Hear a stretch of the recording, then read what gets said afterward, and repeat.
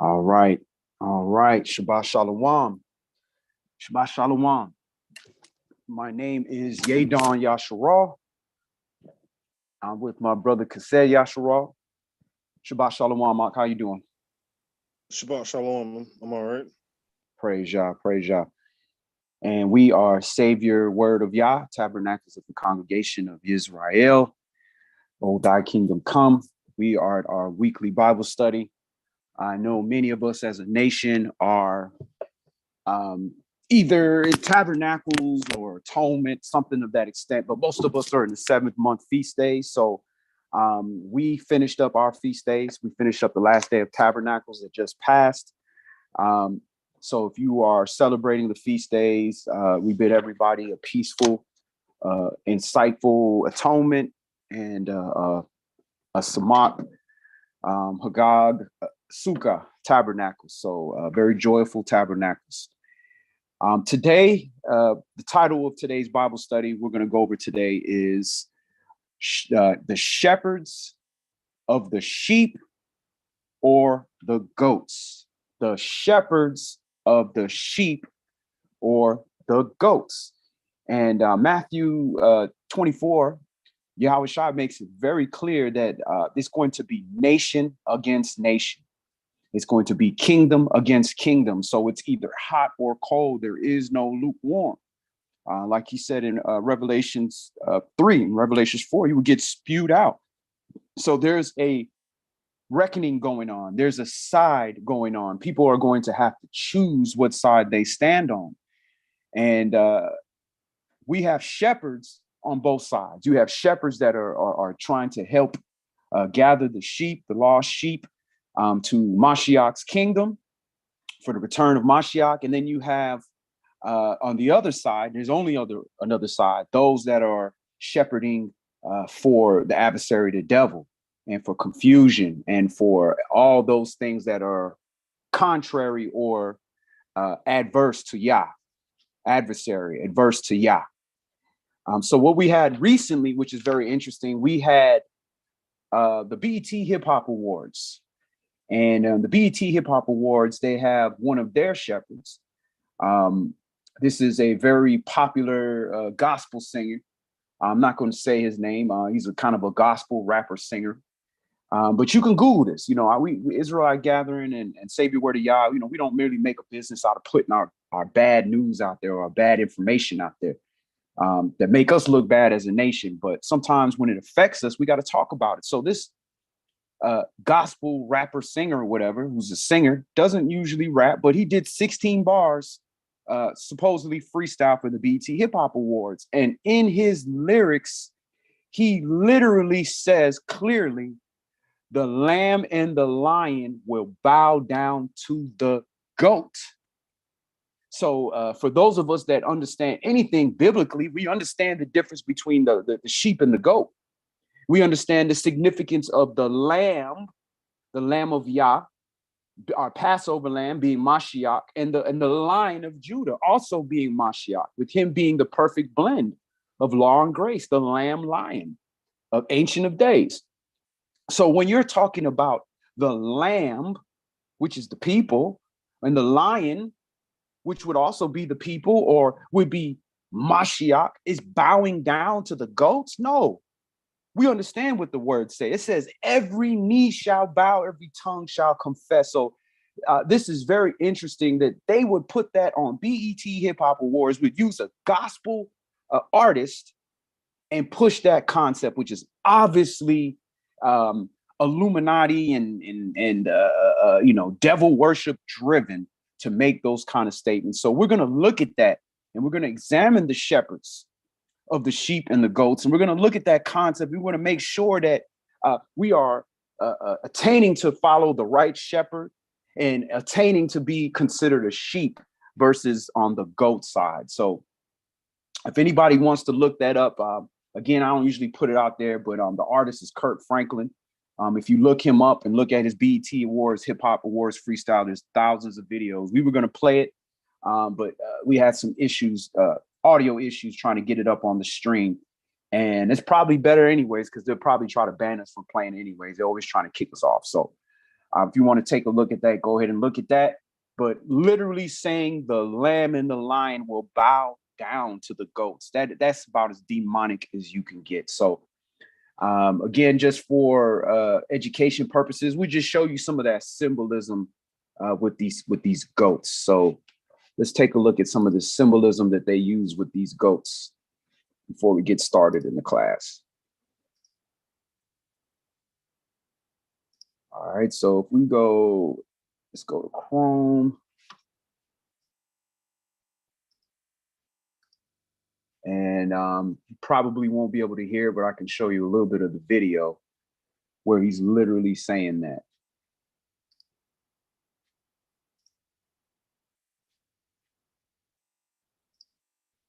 All right, so here he is in the BT freestyle.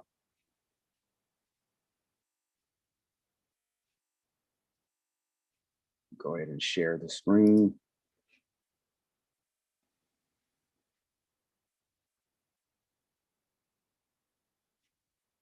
All right, so if we share the screen, you can literally see him here.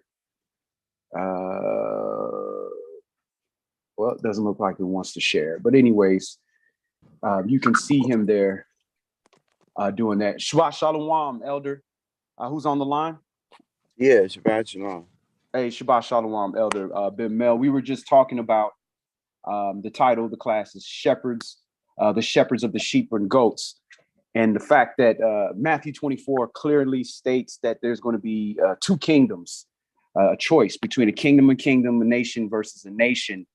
And then you have, with the BET Hip Hop Awards that just passed last week, you had Kirk Franklin literally come and do a freestyle on the BET Hip Hop Awards show where he says clearly, very clearly, the lamb and the lion will bow down to the goat.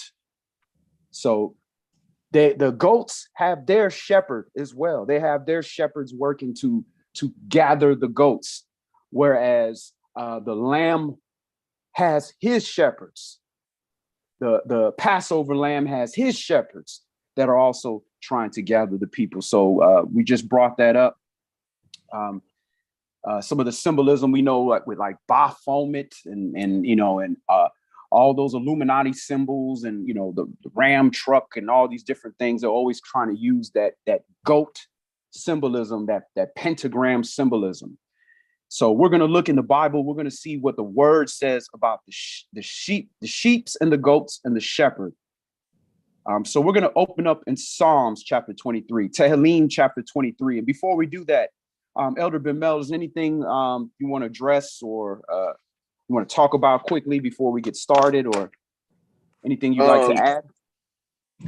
Not to the class, just we as Save Your Word need to come together tomorrow, Father's will, or at some, date that we can, just chop it up. You know what I mean? So I just wanted to throw that out there. Praise. All right, praise, yeah. Go ahead, bro. I'm listening. Hallelujah. All right, so we'll go ahead and get started. Let's open up. We're going to open up in Psalms chapter 23, Tehillim chapter 23.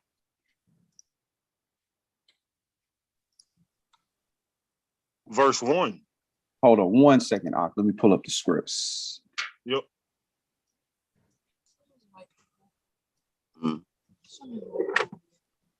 All right.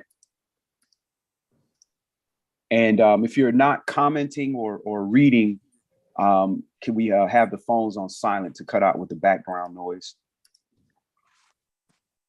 Put it on mute, basically. All right, so Psalms, Tehillim, chapter 23. We'll start that at verse 1.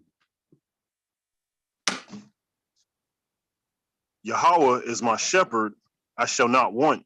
All right, so verse 1, just out the gate, lets you know here's the whole premise of the class. Yahweh, Yah, is my shepherd, I shall not want. And the shepherd uses his voice to gather the sheep. He uses his voices, his commands. So Yah is the shepherd, and his commands is the word, his word. his law, his prophecy, his instruction, the character that he teaches us.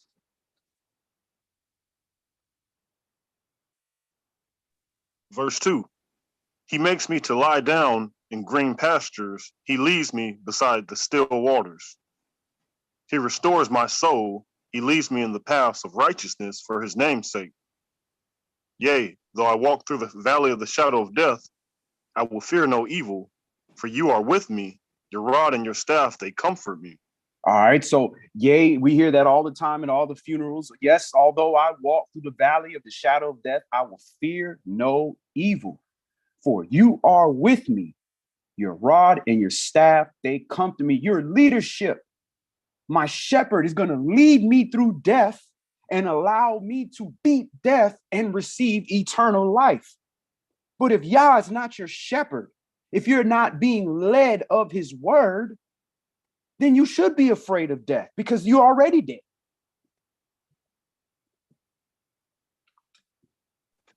Verse 5. You prepared a table before me in the presence of my enemies. You anointed my head with oil.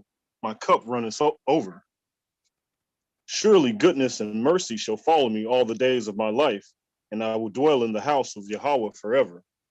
Praise Yah. So we looked at Hebrew word here used for shepherd is ra'ah, which is H7462, R-A-A-H, a shepherd. So that's a primitive root to tend to a flock. That is to pasture it, intransitively to graze, to rule, by extension, to associate with as a friend, to keep company with. So when you're seeing this definition of a shepherd, it's somebody that's tending to a flock, that's actually tending to the people. It's not about the shepherd, it's about the people. He's tending to the people. He's ruling. So he has order, he has rulership. And he is also associating as a friend. He's being close unto them. He's treating them like family. So this is the Hebrew definition of the word shepherd. So again, David, our forefather, David, he's claiming, listen, Yah is my shepherd. He's letting you know from the gate, Yah is my shepherd. So how do we know if Yah is our shepherd? How do we ensure that we are in his fold, that we are under his tutelage? So let's move on. Let's go to John chapter 8.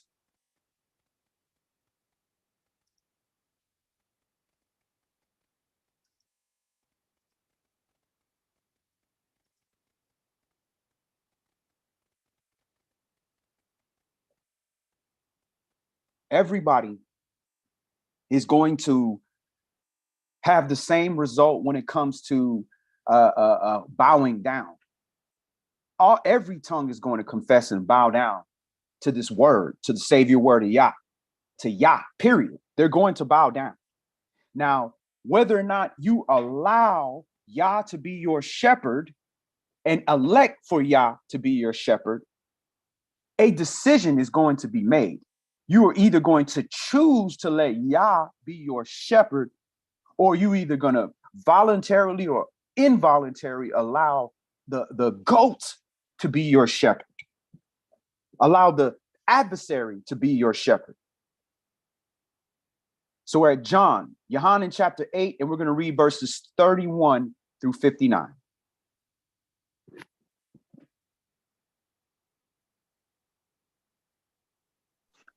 Verse 31. Then said Yahushua to those Yahudim which believed on him, if you continue in my word, then you are my disciples indeed, and you shall know the truth, and the truth shall make you free. They answered him, we be Abraham's seed, and were never in bondage to any man. How sayest you, you shall be made free? Yahushua answered them, verily, verily, I say unto you, whosoever commits sin is the servant of sin. And the servant abides not in the house forever, but the Son abides ever. If the Son therefore shall make you free, you shall be free indeed. I know that you are Abraham's seed, but you seek to kill me, because my word has no place in you. I speak that which I have seen with my father, and you do that which you have seen with your father. They answered and said unto him, Abraham is our father.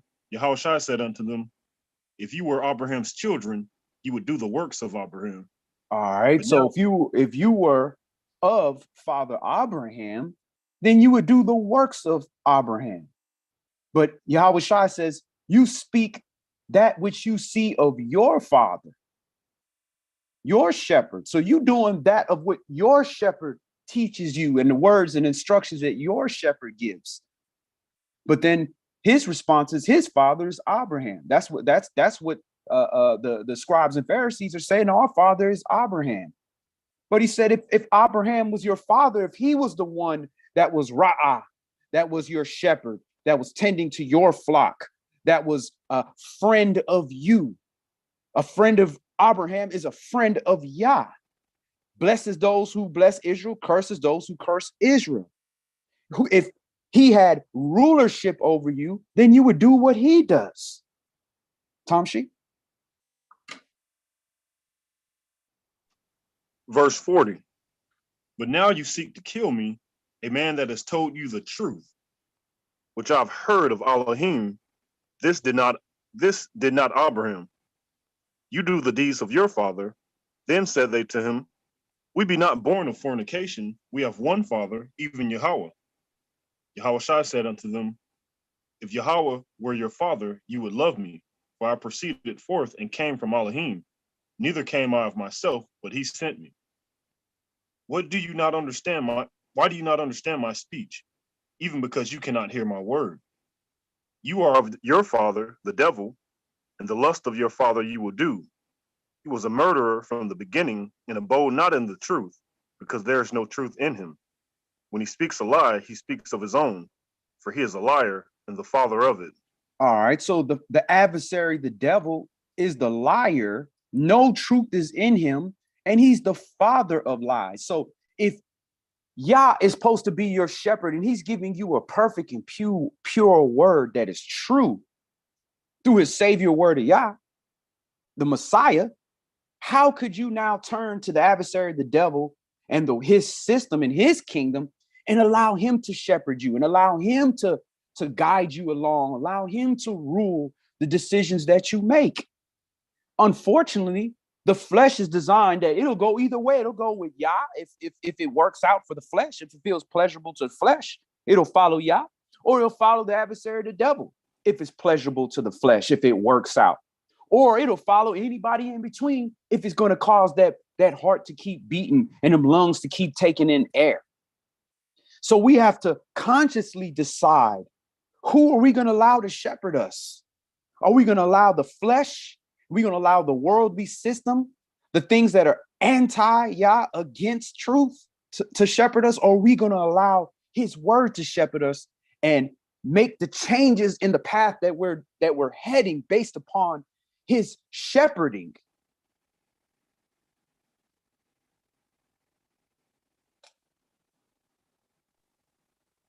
Verse 45.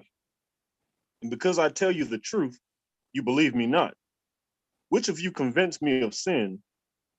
And if I say the truth, why do you not believe me? He that is of Yahweh hears Yahweh's words. You therefore hear them not, because you are not of Yahweh.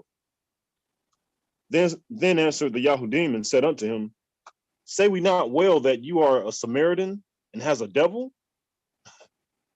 Yahushua answered, I have not a devil, but I honor my father, and you do dishonor me. So this is what happens when you start speaking them truths, and it goes against the way people feel, the way they're acting. The first thing they're gonna do is they're gonna call you a demon. They're gonna say you got a devil or you got this problem or whatever the case may be for speaking your father's words. So when people attack you and call you names or this, that, and the other, first check yourself. Am I speaking the truth? Am I speaking in the spirit of truth? Because it could be true, but is it of the Holy Spirit? If you believe that that's what you're speaking and your intent is true and you can be honest with yourself and they still calling you a devil, then guess what? They don't hate you. They hate Yah's word. That's why I said they don't hate you. They hate me. They hated me first. All right, finish it up to verse 51 up. Or I'm sorry, verse 59. All right, John chapter 8 and verse 50. And I seek not my own glory. There is one that seeks and judges.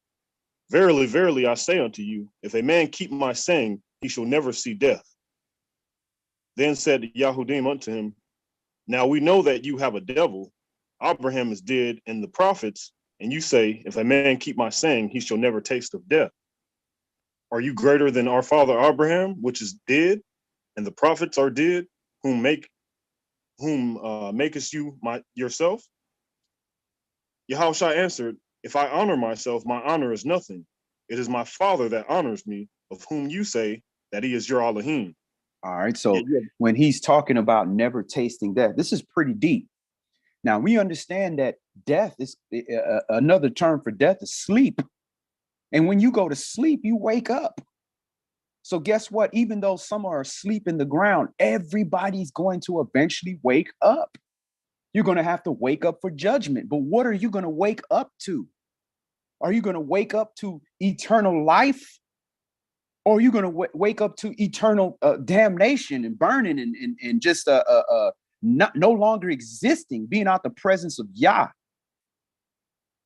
So those that keep his saying, which is Yah's word, his shepherding, then they'll never see death. That means you will wake up, just like everybody has to wake up for judgment. You won't see death.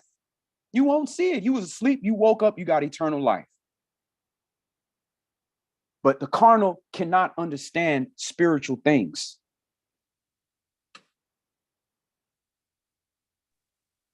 Verse 55. Yet you have not known him, but I know him, and I should say, I know him not. And if I should say I know him not, I shall be a liar like unto you. But I know him and keep his saying. Your father Abraham rejoiced to see my day, and he saw it and was glad. Then said the Yahudim unto him, you are not yet 50 years old, and have you seen Abraham? Yahushua said unto them, verily, verily, I say unto you, before Abraham was, I am. Then they took up stones to cast at him, but Yahushua hid himself and went out of the temple, going through the midst of them, and so passed by. Praise Yah. Verse 58, Yahushua said unto him, yes, yes, I say unto you, before Abraham was, Ahaya, I am the door. Ahaya, am the door. I am the way. Ahaya. All right, so let's move on. Let's go to Genesis chapter 4. Bereshit chapter 4, and we're going to look at another shepherd.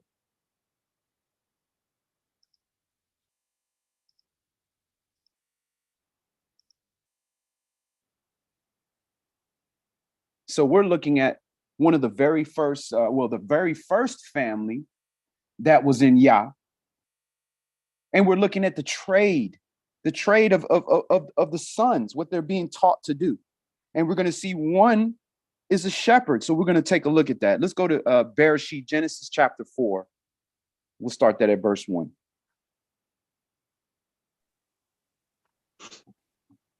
And Adam knew Eve, his wife, and she conceived and bare Cain, and said, I've gotten a man from Yahweh.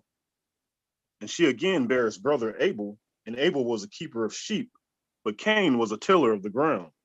All right, so here we have, and Adam knew his wife. So Adam slept with his wife, and she conceived, and she bare Cain. So that is Adam and Eve's son, Cain, according to the scripts. Point, but says it right there. Adam knew Eve, his wife, and she conceived and bare Cain. And then it says, and she bare his brother Abel, and Abel was a keeper of the sheep, but Cain was a tiller of the ground. Tamshi? Verse 3. And in process of time, it came to pass that Cain brought of the fruit of the ground an offering unto Yahweh. And Abel, he also brought of the firstlings of his flock and of the fat thereof. And Yahweh had respect unto Abel and to his offering. All right, so you have two different jobs. We're supposed to be husbandmen as well as shepherds. But Yah is giving honor unto the shepherd. He's choosing the shepherd over the husbandman. He's choosing the one that's doing sacrifice over the offering. Abel, here he is, he's tending to the flock. So he's a shepherd, and Cain, he's a husbandman. He's tending to the ground. Verse 5. But unto Cain and to his offering he had not respect, and Cain was very wroth, and his countenance fell. And Yahweh said unto Cain, why are you wroth, and why is your countenance fallen? If you do well, shall you not be accepted? And if you do not well, sin lies at the door, and unto you shall be his desire, and you shall rule over him. All right, so look at the role here of a shepherd. And we're not talking about the physical shepherd on the earth, but we're talking about Yah being my shepherd. If you do well, because I'm the Elohim of well, of good, of tob, of righteousness, of holiness, you shall be accepted. Won't you be accepted? He's asking him a rhetorical question. Shall you not be accepted? Well, if you do not well, sin lies at the door. So if you don't do well, righteousness, goodness, then there's something at the door. There's something there to lead you away from doing wrong. And that's the consequence. That's sin, which brings forth death. And the fact that you're being drawn is almost like when you start to being pulled out to sea, you start going out playing with the waves and you start getting pulled out. That's a warning. Whoa, wait a minute. I'm about to be sucked out to sea. If that thing didn't suck you out, you just, stay there forever until you drown. But I guess the sea is sucking you out and letting you know, hey, you won't belong at this point. You're too far. And it says it shall rule over him. So this is a task of the shepherd that's using consequences and reward to lead you. And his word is the voice that's telling you there's consequence here, there's reward here. But who are you going to allow to shepherd you? Verse 8.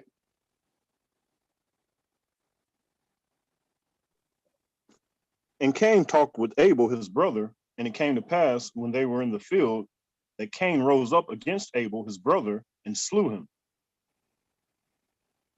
And Yahweh said, we can stop right there. So we know that story. So right. Cain ends up slewing his brother who was a shepherd. So this is very parabolic and prophetic of what is going to happen to the shepherds on this earth. The shepherds of Yah, those that are doing the Father's will. Who you think taught him who you think taught Abel how to tend to the sheep? He didn't just make it up. He had to be taught. Adam was the one who named all the animals. So he's the one that tend to the sheep. So he's being taught by his father. So you're seeing metaphorically the shepherd, the role of the shepherd is to do good, to tend to the flock. And it can end in your death. All right, so let's move on. Let's go to Genesis chapter 46. And we're going to see another parabolic use of the shepherd. Go ahead. Excuse me. But you notice how both Cain and in the last chapter we read about with Yahushua and the Pharisees, how both of them became murderous when they were confronted with the truth. And you said between Cain and who else? The Pharisees we read about in the John. Right. Yep. Interesting. Because it says that if you do not well, sin lies at the door, and unto it will be your desire. So at first you were just, not really trying to lie, but then you lied and you had to keep covering it up, with all you weren't really trying to do it, but it just happens. It's desirable. It's just the right thing to do in this situation to keep the lie going or to keep the wickedness going. All right, so we're going to go to Bereshit, Genesis chapter 46, and we're going to start this at verse 26. I just want to read a few verses here. We're going to see another introduction of shepherding. We're going to read 26 through 34. All right, Genesis chapter 46 and verse 26. All the souls that came with Jacob into Egypt, which came out of his loins, besides Jacob's sons, wives, besides Jacob's sons' wives, all the souls were 66. All right, so 3 score, so 20 times 3, that's 60, 66 souls. So 66 souls right there, they're talking about, that went with him into Egypt. Now, of course, that's not including the wives. So, you multiply that times 2 or 3 or whatever to cover the kids and the wives. It's not that many people. Interesting. I'm working on a documentary right now. It's the African diaspora in biblical prophecy. So that's something. So stay tuned for that. That's the first. You're all the first to hearing about this. This is something that Savior Word of YAH is working on. So in doing it, I was looking at the manifest for the slave ships, and man, when I looked it up, interesting alone is the fact that all the slave ships, they got all the manifests telling you about how many people, so forth and so on. But when it comes to the Americans, when it came to America, somehow they missing a lot of information. They don't really have the numbers of slaves. So I just thought that was real interesting. But the numbers that they were able to show, I was able to show that in that slave trade, the numbers they did show, the ships that did have people, it was only about 20, 24, 25,000 slaves that made it over here. So you looking at how we multiply to how many of us that came out of Egypt. We talking about thousands and thousands that came out of Egypt. They only came in there with like 66, maybe 100, 200. And you see how they multiplied. So you can see how we can come here with just what I was able to document, just say about 30,000 slaves, and grow to where we are on paper, at least 30 something million people in America of Black origin. So you can see quickly how those numbers multiply. But as they're coming in here, 66 of them went into Egypt. Tamshi? Verse 27. And the sons of Yosef, which were born him in Mizraim, were 2 souls. All the souls of the house of Yaakov, which came into Mizraim, were 70 or 70. Okay. And he sent you. Sorry, what was that? No, I was agreeing. My bad. Oh, okay. And he sent Yehuda before him unto Yosef to direct his face unto Goshen. And they came into the land of Goshen. And Yosef made ready his chariot and went up to meet Yasharal his father to Goshen, and presented himself unto him. And he fell on his neck and wept on his neck a good while. All right. So interesting is, where are they staying in Israel? He's telling them, Yosef is directing the children of Israel to stay on Goshen. And Goshen, if you look at a map of Egypt, is on the west side, the eastern side of the Nile River. So you have the western side of the Nile River, which is toward Western Africa. That's where Egypt is. Well, the other side of the Nile River, you have the other side of Egypt. All that from the Nile River to the Euphrates, that's the inheritance of Abraham. So he's instructing him to go to our inheritance, which was promised to us. And then he's going to give him some more important information. Verse 30. And Yasharal said unto Yosef, now let me die, since I have seen your face, because you are yet alive. And Yosef said unto his brethren and unto his father's house, I will go up and show Pharaoh, and say unto him, my brethren and my father's house, which were in the land of Canaan, are come unto me. And the men are shepherds, for their trade has been to feed cattle, and they have brought their flocks and their herds and all that they have. So this is the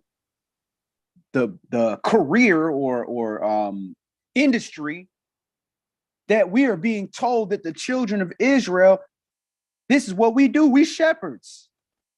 So that's another like a clue, another red herring, well, not red herring, another little nugget to let you see the future of the children of Israel, what we are supposed to be doing.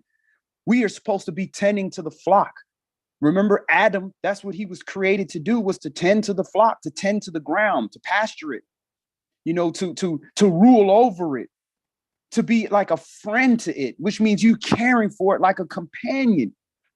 So now we're going into the land of our bondage, Mizraim, and we're being told to let the government know that we are shepherds. That's not a coincidence. Finish that up to verse 34. Verse 33. And it shall come to pass when Pharaoh shall call you and shall say, what is your occupation?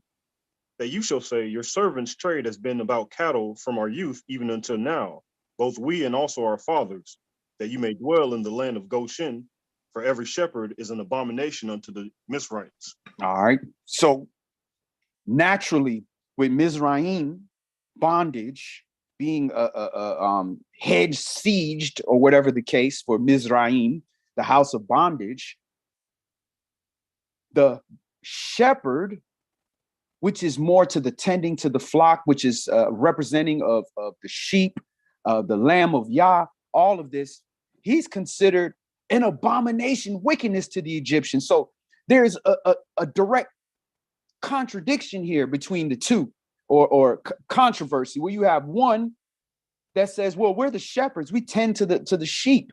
And you got another one where they're turning these cattle and all that into gods, where they're praying to this. I actually had an African try to explain to me, this is a Jewish African, try to explain to me about the spirit of the cow and all, and how it was whole. I'm like, bro, this ain't got nothing to do with this is what the Egyptians did. So there was a sharp difference, a hot and cold, a shepherd who's going to be by YAH's work, and those that consider shepherds abominations. Those are shepherds for the goats. Completely different side. So we're seeing this even in Egypt as it is to this day. Those of us that are trying to be shepherds of the sheep, that are trying to be shepherds through Mashiach, because he's the good shepherd. We are just part of that body. We are an abomination to the house of bondage. All right, so let's move on. Let's go to Numbers, Bamidbar, chapter 27. Salakia. Mm-hmm. So I have a question. Mm-hmm. So you see, as we just read, it talks about us being shepherds by trade. And my question is basically, like, when you look at today, is it not the case that in a way we are still serving as shepherds? When you look at the way that how we influence culture and really the rest of the world, in even in our ignorance, are we not still serving as shepherds in a way, even though we're in ignorance and in wickedness right now?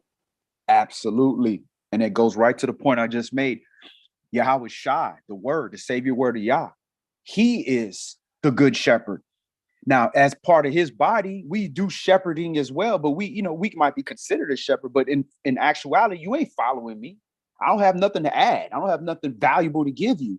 You following Yah's word. You letting Yah be your shepherd. We're just the carnal aspect of it, the body, allowing the spirit to work through us. Well, guess what? We are doing that regardless, all the way from the beginning. The seed that we come through, which is through Abel's line, not Cain. Cain line completely different, got cut off. Abel's line continued, and Abel line was through Adam, went to Seth. So that line continued, even though that brother got cut off. He was of his father Adam's line.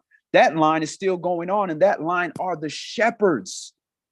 They're the shepherds. So people are following us regardless. But if we allow us to be shepherds of the goats through the adversary, then we gonna be misleading, have people walking around with their pants hanging off their behind, cussing, acting a fool, eating all kind of unclean food that the slaves were forced to eat. Now you got the Gentiles following, eating the same thing that they would throw over the fence to us. So you're absolutely right. We go shepherds regardless.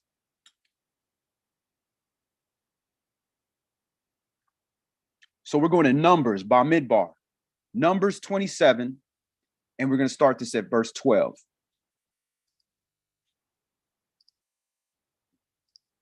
Bamidbar 27, and we're going to go to verse 12. And Yahweh said unto Moshe, get you up into this Mount Abarim, and see the land which I have given unto the children of Yasharal. And when you have seen it, you also shall be gathered unto your people, as Aaron your brother was gathered. For you rebelled against my commandment in the desert of Zin, in the strife of the congregation, to sanctify me at the water before their eyes, that is the water of Meribah in Kadesh, in the wilderness of Zin. And Moshe spake unto Yahweh, saying, let Yahweh, the Elohim of the spirits of all flesh, set a man over the congregation.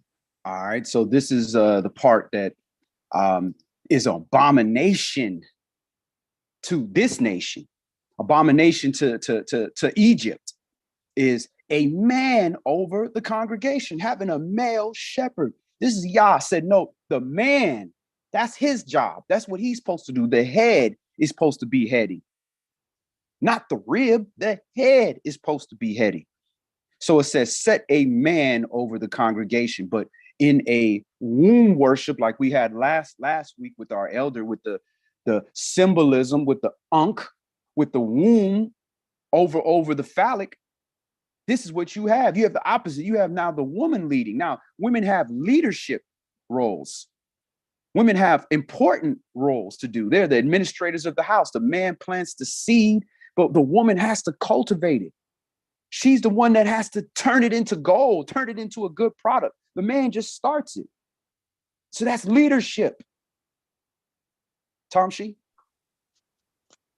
Let Yahweh, the Elohim of the spirits of all flesh, set a man over the congregation, which may go out before them, and which may go in before them, and which may lead them out, and which may bring them in, that the congregation of Yahweh be not as sheep which have no shepherd. Amen. So Yah said, our people need a shepherd. We are sheep. Sheep need shepherding. All right. So he says, let us set a man of Yah, over the congregation. So this is why we are by nature built this way. So we have to make sure that we have a shepherd. If we have no shepherd, we can go we get lost. We could be led astray anywhere. So we have to have not only a shepherd, but we have to have the good shepherd, so we're led in the right direction. Verse 18. And Yahweh said unto Moshe, take you Joshua, the son of Nun, a man in whom there is the spirit, and lay your hand upon him, and set him before Eleazar the priest, and before all the congregation, and give him a charge in their sight. And you shall put some of your honor upon him, that all the congregation of the children of Yasharal may be obedient. You're going through verse 23. Okay. Verse 21. And he shall stand before Eleazar the priest, who shall ask counsel for him after the judgment of Urim before Yahweh. All right, stop right there. So we'll break this down. He shall stand before Eleazar the priest, so he's the high priest, who shall ask counsel for him after the judgment of Urim before Yahweh. So we have a lot of people that'll see stones and they see these crystals, and all of a sudden, you're a demon. Wait a minute. Urim is a stone. This is a stone that the high priest had under his ephod, which was 12 other stones on his chest. So he had the 12 stones on his chest, and under that he had another little bag that carried the thummim in the Urim. Now, what they would do is the Urim, the priest would pray unto the Most High for an answer. And the question would have been, well, should Yahweh Shai, the son of Nun, should he be the shepherd of Israel? And when the stone lights up, that's an answer. Yes. If it don't light up, that's a no. Nah, don't go to war. And it took you to be patient, and it took you to pray until you got an answer. And you might have to rephrase your question to get an answer. So this is our culture. But now when you start to take that and you say, well, this stone is going to make you holy, going to make you, forgive you for your sin. Now you're getting into some craziness, whether it's a candle, whether it's a stone, whether it's a person, that's idolatry. But let's not throw the baby out with the bathwater because we've been westernized and we just don't understand our culture. The same thing with casting lots. That's our culture. These are stones. Tamshi? Continuing verse 21. At his word shall they go out, and at his word they shall come in, both he and all the children of Yasharal with him, even all the congregation. Again, that's the role of a shepherd. When you should go in, when you should go out. Verse 22. And Moshe did as Yahweh commanded him, and he took Joshua and set him before Eleazar the priest and before all the congregation. And he laid his hands upon him and gave him a charge as Yahweh commanded by the hand of Moshe. Praise Yah. So let's move on. Let's go to 1 Samuel chapter 8. So chapter 8. So we remember, we understand that we beg for intercessor. We beg to not have Yah be our king, to be our direct shepherd. So because of that, we had to have an intercessor. We had to have somebody stand between us to give us the instructions to go left, to go right, to come in and to come out. And this went all the way down into the point where we said, no, we need a king. 1 Samuel chapter 8. 1 Samuel chapter 8. So it's showing our character. It's just showing who we are as a people. We're the same people, no different.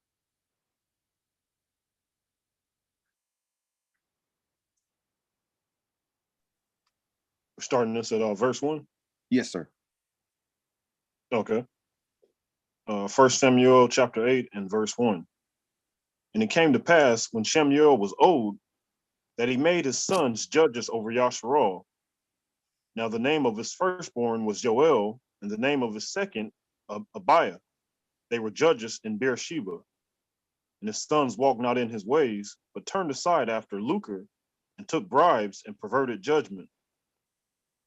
Then all the elders of Yasharal gathered themselves together, and came to Shemuel unto Ramah, and said unto him, Behold, you are old, and your sons walk not in your ways. Now make us a king to judge us like all the nations. All right. So notice this is Shemuel. Shemuel was dedicated unto Yah from before he was even born, as a baby. One of the most righteous prophets, probably one of the strongest prophets that we had in this book. You know, obviously next to Moshe, which there was no prophet like unto him other than Mashiach. But yet, look at his sons. His sons in wickedness. So it ain't about your bloodline. Just because your father was great, don't mean you're gonna be great. Just because your father was wicked, don't mean you're gonna be wicked. You got to make those choices, because that father that was great, that may have been in your bloodline, he was only great because he chose to let Yah be his shepherd. He chose to allow the spirit to guide him versus the flesh. It wasn't because his flesh was some kind of good thing. He said point blank, the children of Israel are sottish. So we can't be all into this bloodline. That's why I say don't be chasing endless genealogies and all that type of stuff. They got so much false information they go out there. And we're going to get into that as well in the African diaspora through biblical prophecy with these DNA tests, how they're testing mitochondrial DNA, which is literally only passed from the mother. You know, so how are you going to consider bloodline by the mother? You can't. That's what the Jewish people do. And that just shows you that they're not our people. Because if you categorizing your bloodline by your mother, then Israel wouldn't be one nation. Israel would be 4 different nations, because it was 4 different wives. So there'd be a different nation for each wife. That's not so. So you know that's not the case. So people are running to these DNA, getting these DNA tests, which are trying to prove to them that they are, you know, some kind of bloodline. And this is the thing. We all want to know who we are. I get it. But we're being misused. We're being led astray because we're focusing on the wrong things. Yes, find out who you are. Tamshi? Verse 6. But the thing displeased Shemuel when they said, Give us a king to judge us. And Shemuel prayed unto Yahweh. And Yahweh said unto Shemuel, Hearken unto the voice of the people and all that they say unto you. For they have not rejected you, but they have rejected me, that I should not reign over them. According to all the works which they have done since the day that I brought them up out of Mizraim, even unto this day, wherewith they have forsaken me and served other mighty ones, so do they also unto you. So they're not rejecting you, Shemuel. They're not rejecting you, servant of Yah. They're not rejecting you, Israelite believer. They rejecting Yah. They're refusing to let Yah be his shepherd. We taking the example of our forefather, Dawid. He said point blank, Yahweh, the Wad, Yahweh, that is my shepherd. That's why I walk through the valley of the shadow of death and I fear no evil, because he's going to lead me out of death. He can't lead you out of death if you ain't hearkening to him. The people hearkening to the flesh. They hearkening to idols. They know that dead idol can't do nothing. But guess what? If the people that are in control of things, that are having all the nice parties, that have the great property and the money and the lucre, all the things that Samuel's sons lean towards, then yeah, I'll worship an idol cricket. If it's going to mean I get more money and more women, yeah. More land, yeah, I'll do it. And that's what the children of Israel did. We chose to let the devil shepherd us. All those things leads us straight to death. Verse 9. Now therefore hearken unto their voice, howbeit yet protest solemnly unto them, and show them the manner of the king that shall reign over them. And Shemuel told all the words of Yahweh unto the people that asked of him a king. And he said, this will be the manner of the king that shall reign over you. He will take your sons and appoint them for himself, for his chariots, and to be his horsemen, and some shall run before his chariots. And he will appoint him captains over thousands and captains over fifties, and will set them to eat his and will set them to ear his ground, and to reap his harvest, and to make his instruments of war and instruments of his chariots. And he will make your daughters to be confectionaries and to be cooks and to be bakers. And he will take your fields and your vineyards and your olive yards, even the best of them, and give them to his servants. And he will take the tenth of your seed and of your vineyards and give to his officers and to his servants. And he will take your men servants and your maid servants and your goodliest young men and your donkeys and put them to his work. He will take the tenth of your sheep, and you shall be his servants. And you shall cry out in that day because of your king, which you shall have chosen you. And Yahweh will not hear you in that day. Nevertheless, the people refuse. All right. So verse 18. So it's talking about, this is what this king is going to do to you. This is what, when you allow somebody else to be your shepherd other than Yah, and those that are shepherding through Yah. That's why you have so many wicked kings in Israel, because we weren't supposed to have a king, a physical king. It was supposed to be Yah. And when we needed a king in the flesh, it was Yahweh Shai. That's how things were supposed to be. So this is the result of when you allow a man to be your king. When you allow a physical man to rule over you, he's going to do these things. He's going to appoint captains of thousands over 50s. He's going to take your daughters to be confectionaries. He's going to take your fields. He's taking tithes from you. Tithes supposed to go to Yah, and the poor. That's where it goes. Yah through the priests and to the poor, the motherless, the widows, those type of things. But now your tithes, which still got to go to the priests, are now going to a man that you have chose to be your shepherd. So this is the same result that happens this day if we allow a man to shepherd us. Now, us shepherds, us people that have some kind of leadership, captains of tens, hundreds, thousands, or whatever. Are you managing like this? Are you taking credit for other people's stuff? You taking other people's fields and vineyards and olive yards? Are you taking their tithe money? Are you taking their servants, the people that work with them, and making them work for you because you have some kind of authority? Are you doing this? This is what we have to check. This is the same thing that the Gentiles do. They lord over people. So are we calling ourselves kings and using our authority to do that to our ministries, to our businesses, or to our families, whoever? This is the same spirit that Samuel warned when you allow that man to be over you versus Yah. All right, so let's stop right there. Let's move on. Let's go to Jeremiah chapter 23. Jeremiah chapter 23.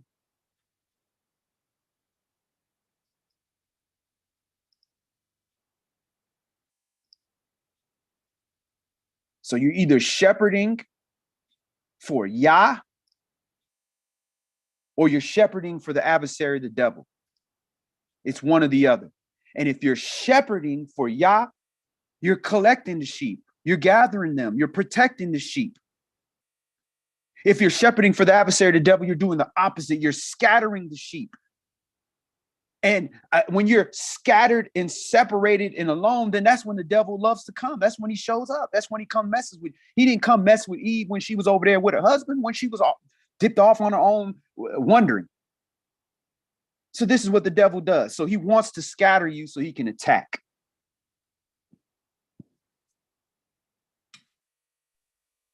Jeremiah chapter 23 and verse 1.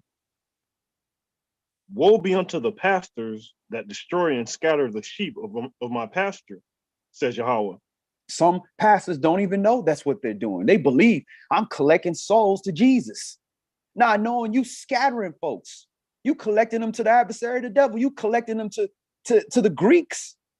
You collecting them to an idol. Not the savior word of Yahweh Shai, Mashiach, the Israelite, the word in flesh. Not him. That's completely different. Verse 2. Therefore, thus says Yahweh Elohim of Yasharal against the pastors that feed my people. You have scattered my flock and driven them away and have not visited them. Behold, I will visit upon you the evil of your doing, says Yahweh. And I will gather the remnant of my flock out of all countries, whither I have driven them, and I will bring them again up to their folds, and they shall be fruitful and increase. There you have more prophecy. I'm going to gather the remnant of my flock, because only a remnant is alive. They're getting ate up out here. This sheep is getting ate up out here with no shepherd. Out of all the countries where I have driven them. So we have been driven to all the countries. Verse 4. And I will set up shepherds over them, which shall feed them, and they shall fear no more, nor be dismayed, neither shall they be lacking, says Yahweh. Praise Yah. And that's what our ministry represents. We represent some of the shepherds that Yah has set up to feed them, to feed people. The same, somebody had to be set up to feed us. So we were fed. So we turn around and we in turn feed the rest of the sheeple. Then the sheeple do the same thing, and they become shepherds unto those that are thirsty, that are hungry, that are needing food, spiritual food. And we remove the fear. When we teach you, there is no condemnation in Mashiach. He is your covering. You are covered under the blood. In your weakness, his strength is made perfect. So now you can put a full attempt at trying to be the best you can be, which is going to ultimately turn you into a shepherd as well. You don't have to be over a congregation to be a shepherd. It says, set a man over the congregation. That's the man. But when you are shepherding your children, shepherding lost brothers or sisters in the street, you're operating under the good shepherd, the one true shepherd that's handling business. He's handling it through you when you allowing his spirit to work through you. Verse 5. Behold, the days come, says Yahweh, that I will raise unto David a righteous branch, and a king shall reign and prosper, and shall execute judgment and justice in the earth. Praise Yah. So I will set up shepherds over them, right? Then the next verse, behold, the days come, says Yahweh, I will raise unto David a righteous branch. So we know that's Mashiach. But in this day and age, with our shepherd being in heaven, it's the house of David. The house of David is representing that righteous branch, representing the shepherds which are trying to feed the flock, protect the flock, fight Goliath, go fight the battle nobody wants to battle. Tamshi? Verse 6. In his days Yehudah shall be saved, and Yasharal shall dwell safely, and this is his name whereby he shall be called, Yahweh our righteousness. Therefore, behold, the days come, says Yahweh, that they shall no more say Yahweh lives, which brought up the children of Yasharal out of the land of Mizraim, but Yahweh lives, which brought up and which led the seed of the house of Yasharal out of the north country, and from all countries whither I had driven them, and they shall dwell in their own land. Verse 9. My heart within me is broken because of the prophets because of the prophets. All my bones shake. I am like a drunken man, and like a man whom wine has overcome, because of Yahweh and because of the words of his holiness. For the land is full of adulterers, for because of swearing the land mourns. The pleasant places of the wilderness are dried up, and their course is evil, and their force is not right. For both prophet and priest are profane. Yea, in my house have I found their wickedness, says Yahweh. Wherefore their way shall be unto them as slippery ways in the darkness. They shall be driven on and fall therein. Drop down to verse 30, y'all. Okay. Jeremiah chapter 23 and verse 30. Therefore, behold, I am against the prophet, says Yahweh, that steal my words, every one from his neighbor. Behold, I am against the prophet, says Yahweh, that use their tongues and say, he said. Behold, I am against them that prophesy false dreams, says Yahweh, and do tell them, and cause my people to err by their lies and by their lightness.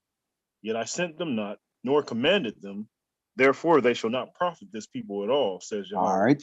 So these prophets or these pastors or these leaders or these mores or whatever that are prophesying false dreams, they're saying, oh, I dreamt, this is the 12 tribes chart. That's how that 12 tribes chart came out. An elder had a dream that said, yeah, all these people that are different races are Israel. But that's not if your father is of one race and your mother's the other of the same race, that child gonna be the same race. Could you have one light-skinned child? Absolutely. You could have an albino, but it ain't gonna be a whole nation of albinos. So you got people coming in and prophesying these dreams that they're having that are not scripturally bound and not fitting. So we're at Jeremiah chapter 23 and verse 33. I'm sorry, what verse we at? Verse 33. And when this people or the prophet or a priest shall ask you, saying, what is the burden of Yahweh? You shall then say unto them, what burden? I will even forsake you, says Yahweh. As for the prophet and the priest and the people that shall say, the burden of Yahweh, I will even punish that man in his house. Thus shall you say every one to his neighbor and every one to his brother, what has Yahweh answered, and what has Yahweh spoken? And the burden of Yahweh shall you mention no more, for every man's word shall be his burden, for you have perverted the words of the living Elohim, of Yahweh of hosts are Elohim. Thus shall you say to the prophet, what has Yahweh answered you, and what has Yahweh spoken? But since you say the burden of Yahweh, therefore thus says Yahweh, because you say this word, the burden of Yahweh, I have sent unto you, saying you shall not say the burden of Yahweh. Therefore, behold, even I, will utterly forget you, and I will forsake you in the city that I gave you and your fathers, and cast you out of my presence. And I will bring an everlasting reproach upon you, and a perpetual shame, which shall not be forgotten. And that concludes Jeremiah chapter 20. So we see the punishment that we receive for following false shepherds and for being false shepherds. All right, so let's move on. Let's go to Matthew chapter 25.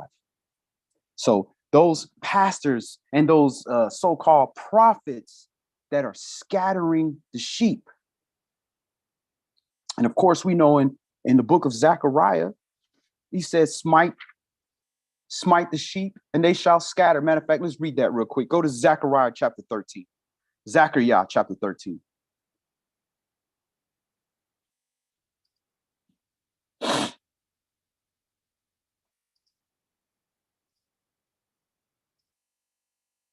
Zechariah chapter 13, and let's start that at verse 7. And let's read 7 through 9. Okay. Awake, O sword, against my shepherd, and against the man that is my fellow, says Yahweh of hosts. Smite the shepherd, and the sheep shall be scattered, and I will turn my hand upon the little ones. So this is exactly what's happening. So with Mashiach, the good shepherd, being smite, killed, sacrificed, the sheep have been scattered. And then he turned his hand on the little ones. The little ones is going through. We're suffering the deeds of our forefathers. So this was a process that is more than just Mashiach. With the pastors that we have this day through the so-called religion that we call Christianity, and how we're being led and how we're just pushing people astray where you're having more and more people just being disenfranchised, where they're becoming agnostic. I believe there's a higher power, but I don't believe in all this religion stuff. People just throwing a baby out with the bathwater. So there is a collection going on. Sheep on one side, goats on the other side. And there's all types of shepherds out here that are leading. Who are you going to listen to? All right, so let's move on. Let's go back to what we were going to read. Let's go to Matthew chapter 25.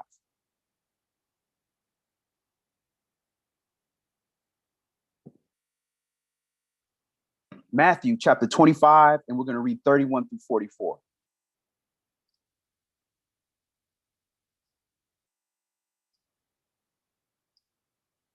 So again, the title is The Shepherds of the Sheep or the Goats.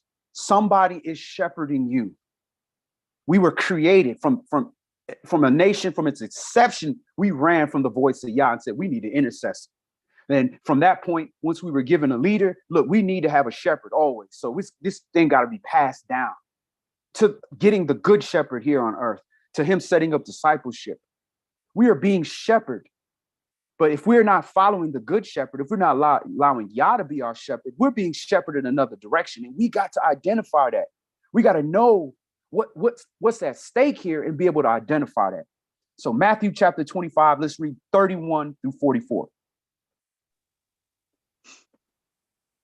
Verse 31. When the Son of Man shall come in his glory, and all the holy angels with him, then shall he sit upon the throne of his glory. And before him shall be gathered all nations, and he shall separate them one from another, as a shepherd divides his sheep from the goats.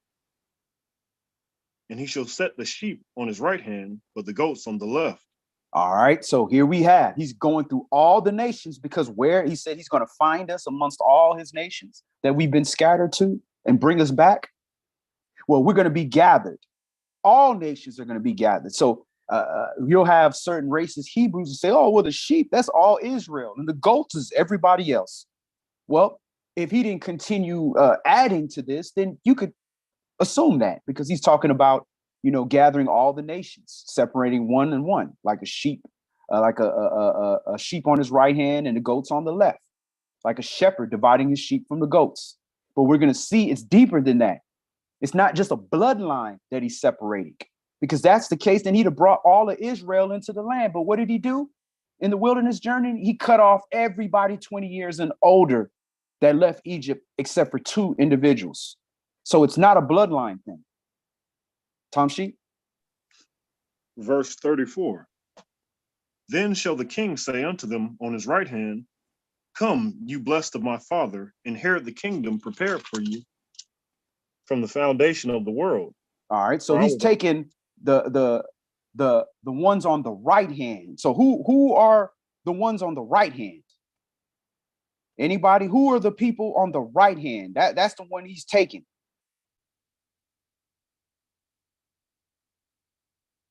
He's separating one to the left and the other to the right. Who is he moving to the right hand and saying, come, you blessed of my father, inherit the kingdom prepared from you for the foundation of the world. So let's see if anybody's paying attention. Who's on the right hand? Which one, the sheep or the goats?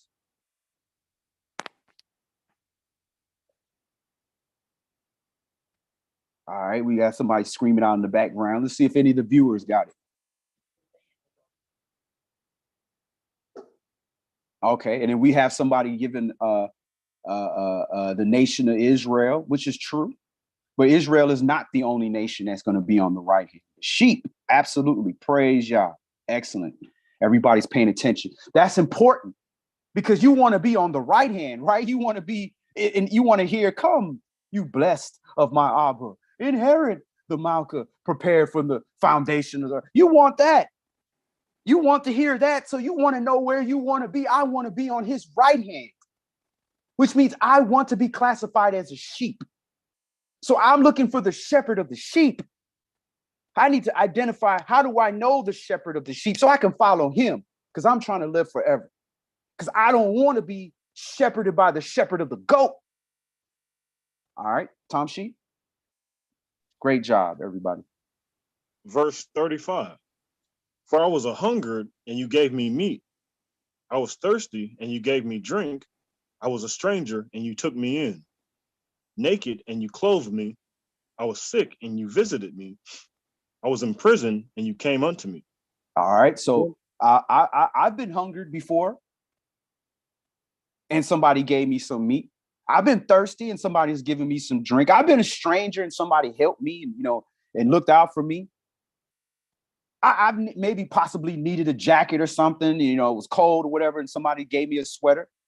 I've been sick and had people visit me. I've been in prison. People came to check on me. Was this an Israelite every single time? No, I can't say that. I've had people of other nations help me. And one of them is my mother. My mother's of another nation. So this can't be based on just a nation put on the right and everybody else on the left. That's racism. That doesn't make it. There's no need to classify all these things here. He's telling you it's a certain people who are being shepherded by YAH. They're allowing YAH to guide them. YAH is the one telling them, when you know to do well, shall you not be accepted? Shouldn't you be accepted on the right hand if you do well? Well, if you don't, sin lies at the door, and until it will be your desire, and it shall rule over you. So we want to make sure we on the right side. And he's telling you, these people who did these things, they're on the right. Those are the sheep, not just Israel.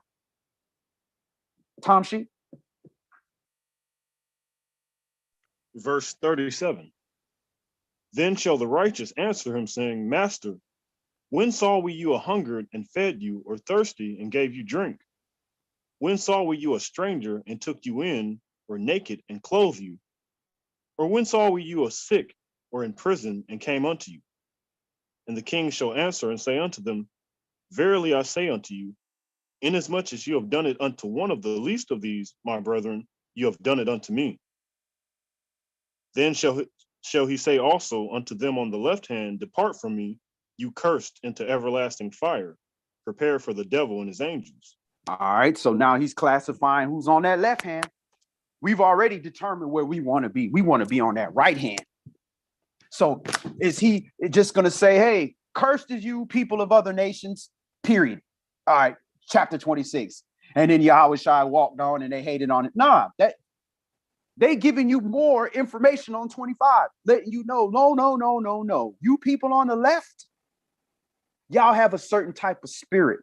Y'all don't allow me to shepherd you and lead you. How you just happen to be around that homeless person? This is in regards to what you and I talked about earlier, right before the class, Brother Cassette.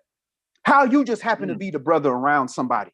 How you just happen to be in a position to have some money or some advice or some water or some clothing or some healing, anything to help somebody. How you happen to be there? Why were you not there the day after when that person wasn't there? So somebody's leading you, somebody's shepherding you and gave you the instructions of what to do. You see a wolf over there and you see a sheep over here, well, get your lamb stick, your lamed stick, and pull the person over here or yell at them, scream, call them to them, do whatever. You're being led. But the devil telling you, look, do what you will. If you're going to feel like a God by giving something, hey, give it to him. If you feel like, you don't want to give it to him, you got to give it to him. Yah's telling you, look, man, do good. Don't expect your reward for them. Do well when nobody's looking, and you'll get your reward in heaven and in earth in front of everybody else. Tomshi?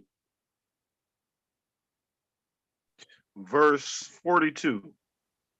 For I was a hungered, and you gave me no meat. I was thirsty, and you gave me no drink. I was a stranger, and you took me not in. Naked, and you clothed me not. Sick and in prison, and you visited me not. Then shall they also answer him, saying, Master, when saw we you a hungered or a thirst or a stranger or naked or sick or in prison, and did not minister unto you? Then shall he answer them, saying, Verily I say unto you, inasmuch as you did it not to one of the least of these, you did it not to me. So this is how you can tell when you're led of the Spirit. Every time you are led to help somebody that's in need, a homeless person, a poor person, a lost person, a stranger, an ex-convict, whoever, it don't matter. when you're in that situation, if verse 45 is ringing in your head, oh man, this could be the lead. This could be Yahweh Shai right here in front of us. This is the thing that's supposed to be leading you. You know what this guy looked like? He might be on drugs. I don't know. I don't really want to just put crack back in his hand or whatever, or heroin. But at the end of the day, you know, what if he took his crack money, his money for food and spent it on crack? And now he really starving. And the crack got a hold of him that he can't even get food. And you might be the only food he eat that day because he's too busy chasing crack during the hours that he can go into a facility where they'll give him food or alcohol. It don't have to be crack, alcohol or whatever, or mentally ill. We don't want that one that we slipped, that we turned away. It says you're not even supposed to turn away your face from them. I be catching myself when I don't have money and I see them, I try to look away because I'm like, I don't want you to look at me because I don't want to have to tell you I can't help you. That's pride. That's in me. Because I know I should be, if I'm in the city, I should have some change on me to get, especially I'm in the city making money. I ain't just in the city walking around. So I should have some change. So it says, don't even look away. At least you acknowledging that person. You look at them in their face and saying, you're a person. I acknowledge you. You're here. If I could help you, I'd help you. But I can't. And guess what? If you were honest, you can get tired of telling people that, man, I'm sorry. If I had cash, no. Then bring some cash. You know there's going to be poor people there. So this is when you're letting Yah lead you. The devil going to give you 101 excuses of why you should not do that, so that he can say, you see, you remember that one time? And he didn't do nothing. He just drove right by him, had a whole pocket full of money. Not knowing this brother got hepatitis. That's why his eyes look like that. Not because he drinking. Remember that one time? That's what the devil want to do. He want to point fingers and embarrass Yahweh Shai, because Yahweh Shai get embarrassed, not you. Finish it up, Op. Verse 46. And these shall go away into everlasting punishment, but the righteous into life eternal. There's only two choices. Which one you want? You want to be on the left? Everlasting punishment. Everlasting punishment. Forever outside the presence of Yah. In a state less than death, because death and hell is thrown into the lake of fire. So you less than death. Or do you want to be on the right, which is for the righteous unto life eternal? These are serious questions you got to ask yourself, man. Just because you can turn on a TV and watch a movie don't mean you're not living in life. All right, let's move on. Let's go to the book of Enoch. We're going to go look at the book of Enoch, and we're going to look at the goat now. So if you do not have access to the book of Enoch, you can always go to saviorwordofyah.org. And you could click on our study library section, and you can get access to any of these Sefer writings that they have kept from us, so you can read with us. So we're going to the book of Enoch, and we're going to read a few chapters here. Chapter 8, and we're going to go through chapter 10.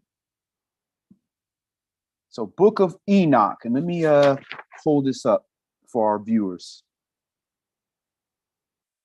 And let me tell you, book of Enoch changed my life. Well, I wouldn't say changed my life, but changed my life once I was in the word of understanding, because, I was really on that Christian stuff, all just the King James and this, that, and the other. And then I was stuck to the understanding of tradition of the Jewish. I was basically a Judeo-Christian. And then when Enoch was introduced and I started to read these concepts and I had a basic understanding of Torah, it made sense. But if you just jump to Enoch and try to read that and you don't understand the law, you don't understand our culture, you're going to be looking at things from a Greek perspective, and you're going to be sent off of the races, and you're going to be one of them people chasing the Shabbat, chasing the moon, all, 1 year, your holy days start before us. The next year it start after. All that inconsistency, because you letting Gentiles lead you. You letting another shepherd lead you. Now, does that mean you're wicked because you didn't know any better? Absolutely not. That just means you didn't know any better. But when you know better, you do better. I agree, brother Yafi and brother Brandon. The book is deep. You can see why they took it out. Absolutely. And that's right, sis. They took these stuffs out because they didn't want us to get a better understanding of the truth. Because again, when we know better, we do better. So they say, well, you don't know better, they ain't gonna do better. All right, so let's share this screen. Let me pull it up. So we're going to Hanak, chapter 8. All right, let's share Book of Enoch. There we go. So we're at Book of Enoch. And we're going to start this at chapter 8. And it starts with Anazel and Azazel. Let's see if I can make it a little bigger. All right, there you go.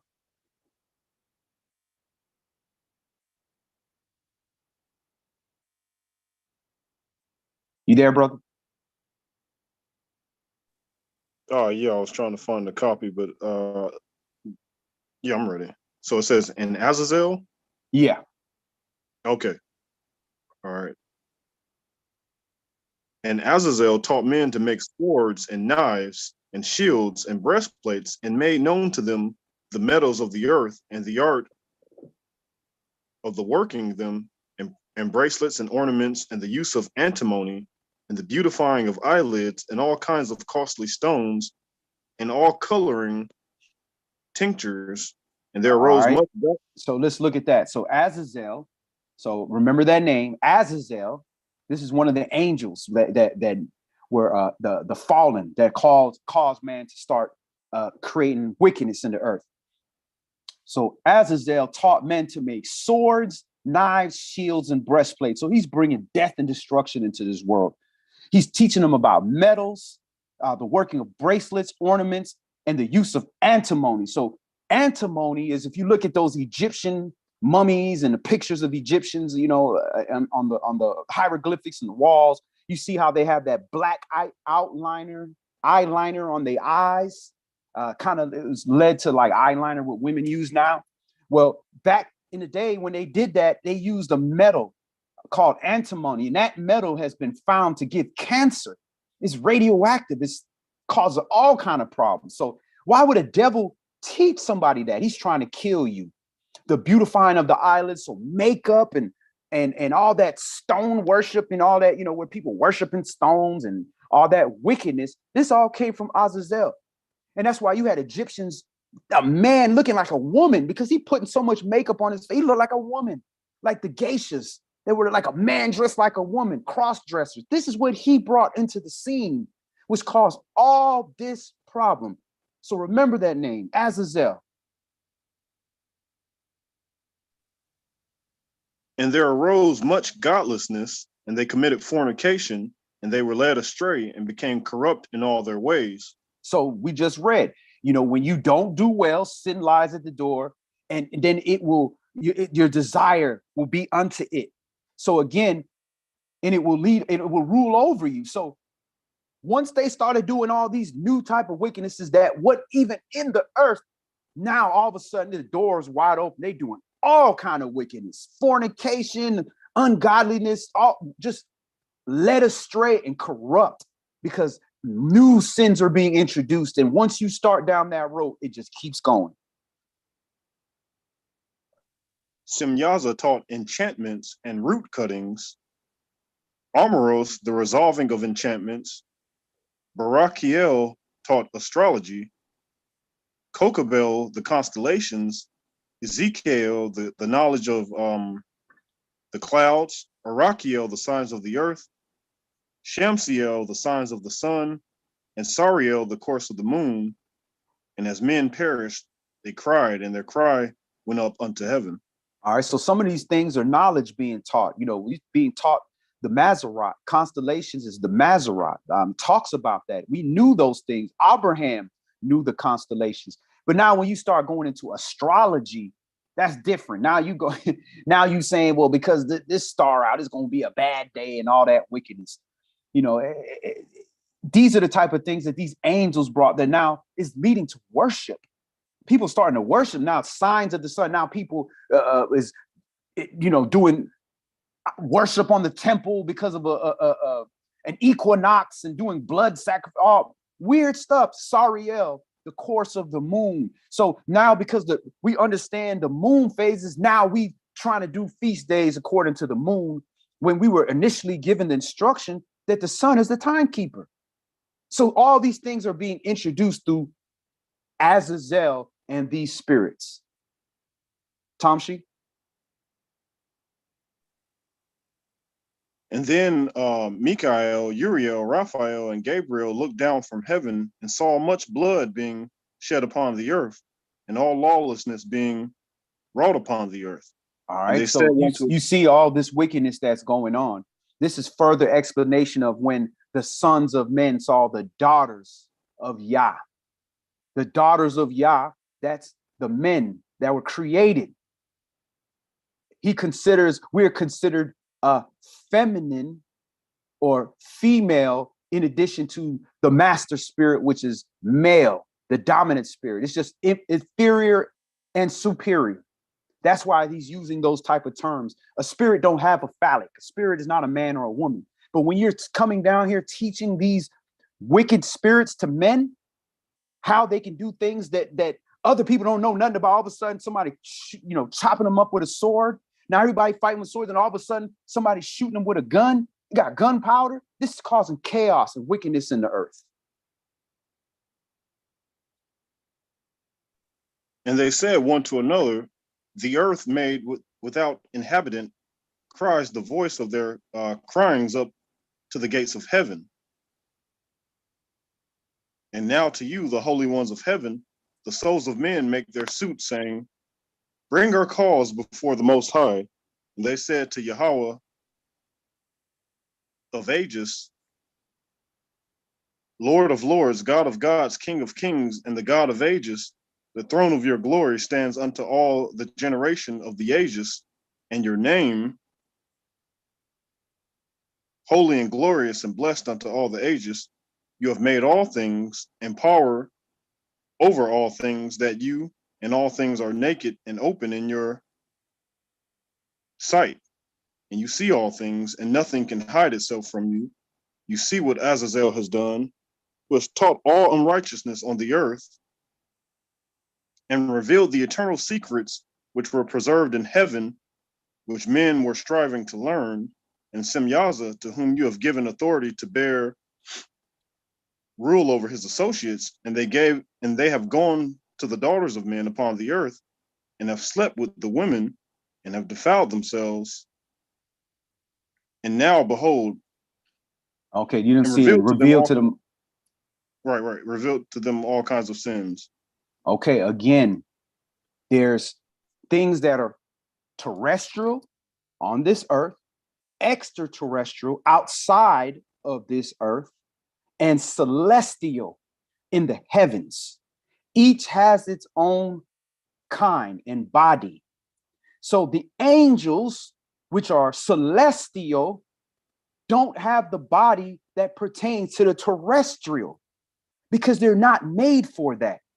So when they're talking about sleeping with them, it's the same thing that Yah considers fornication and adultery from us. When we're committing adultery against Yah, we're not going to go look up Baphomet, some fake god, and we having sex with that god, and now we committed adultery again. No, it's the spirit, allowing the spirit of another entity to come into us other than the Holy Spirit. Remember, it also says in Enoch, all the other nations were given angels over them to lead them astray away from Yah and the children of Israel. But Israel was not given so. They weren't given no angel that was over them. The only person over them was Yah. And it's through his word, his son, we were being ruled. So now you have man on earth allowing these wicked spirits to come into them. And now this is causing problems. They're putting all kind of chemicals and metals and poisons and doing all kind of wicked deeds and being inhabited by all kind of wicked spirits. And we about to see the results of that. And the women have borne giants, and the whole earth has thereby been filled with blood and unrighteousness.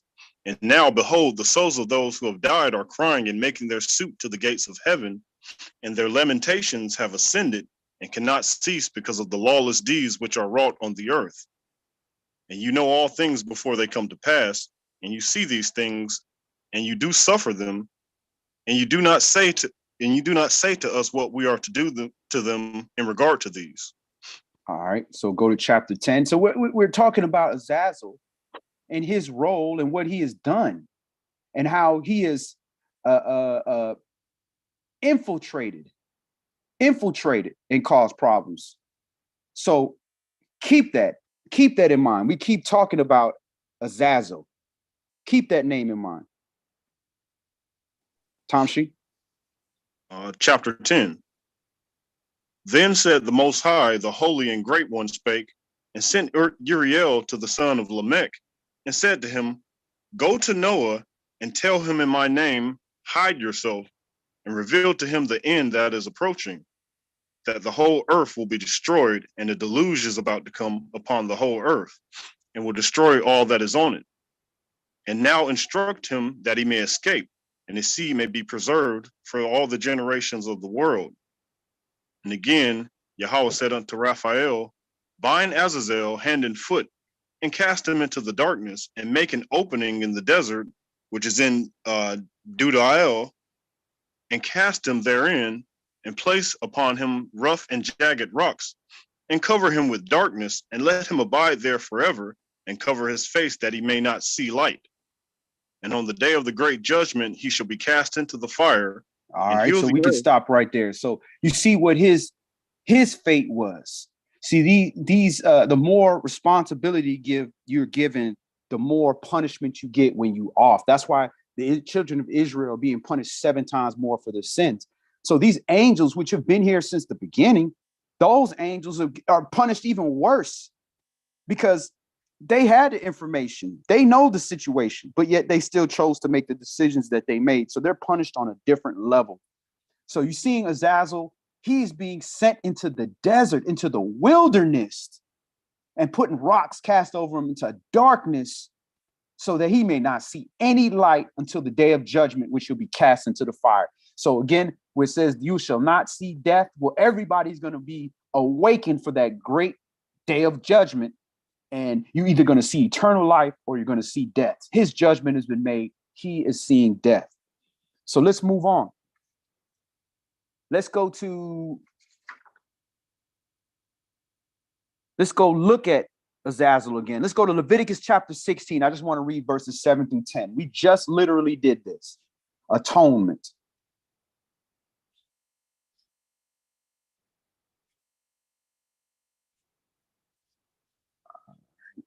So we're going to Leviticus.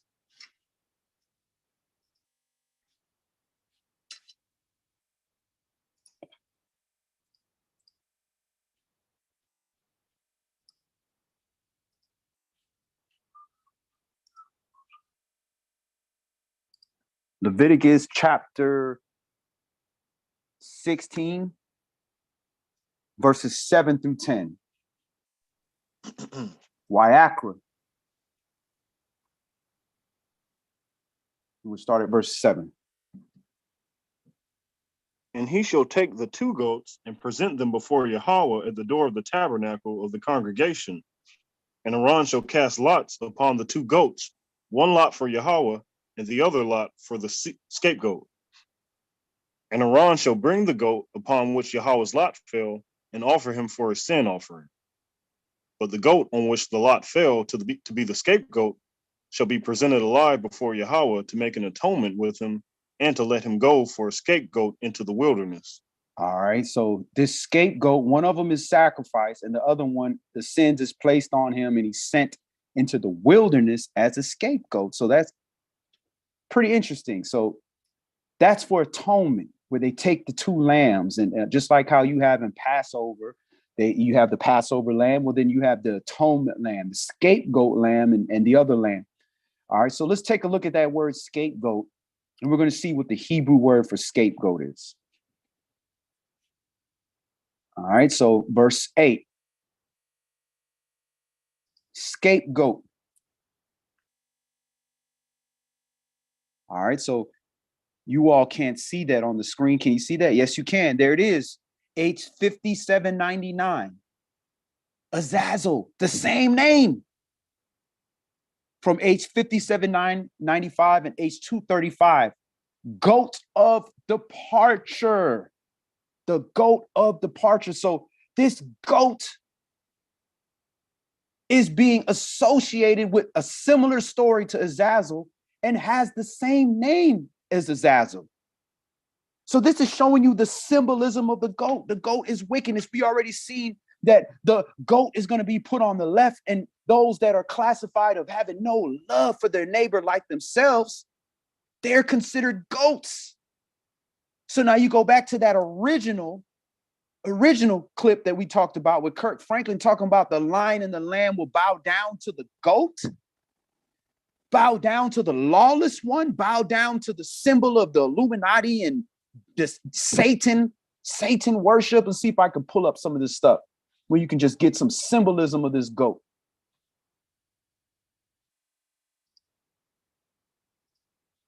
So this is the stuff that they constantly put us on under.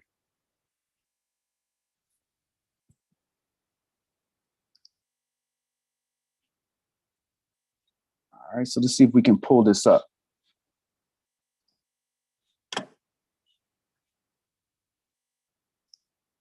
All right, so we're going.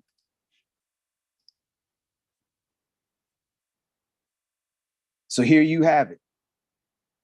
You can see these symbols, these goat symbols. So you see here, BBC News decoding the symbol of Satan's statue, where they literally are teaching this in schools now, where they're using pictures of the goat. They're using the size, the dimensions of a goat, which also is like the dimension of a womb for womb worship. That's what that triangle is, like womb worship, that pentagram. Look at his hands, the little symbol he's throwing up, the same thing that they show with baby Jesus and white Jesus, how he's using these hand symbols. This demonic.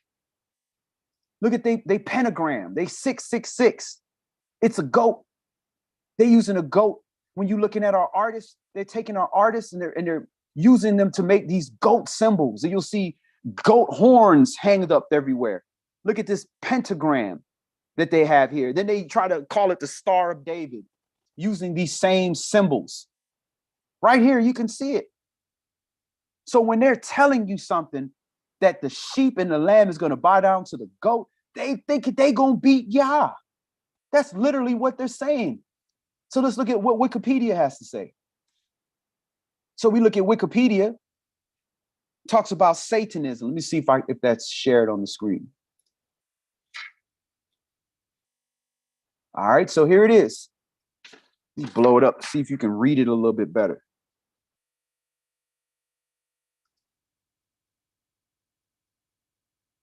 All right, so here we go. Religion.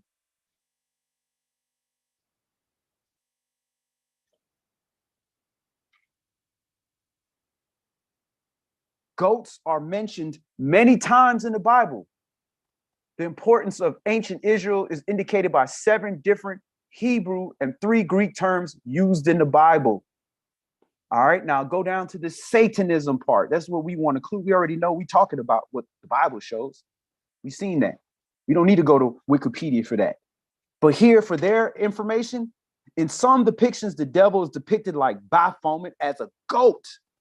Therefore, the goat and goat's head is a significant symbol throughout Satanism.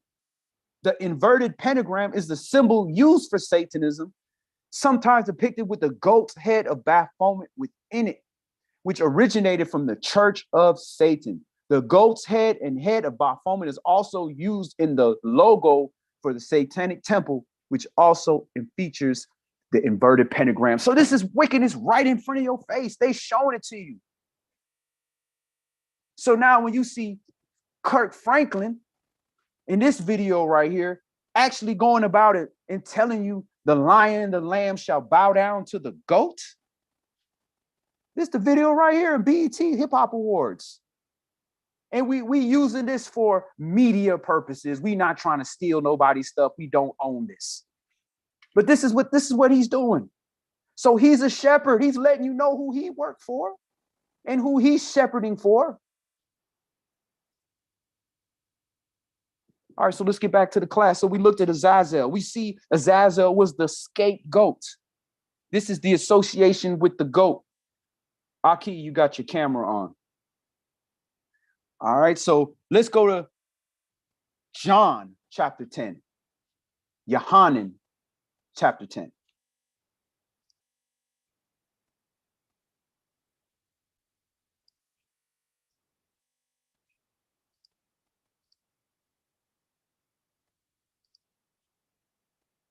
So we're going to Yohanan, John chapter 10. So this separation, either yay or nay, true lie or truth, left or right, up or down, Yah or the devil. This is the decisions that are being made. This is the decision that we have to make. And we've already identified through the scriptures. We want to be his sheep. We've already identified in the scriptures from Psalms 23, Yah is our shepherd. And we've also identified that we want to be on the right hand. And whoever we listen to, that's our master. That's our shepherd. So let's see who the good shepherd is and how we can ensure that we're following him. Yohanan, John chapter 10. Let's start this at verse 1.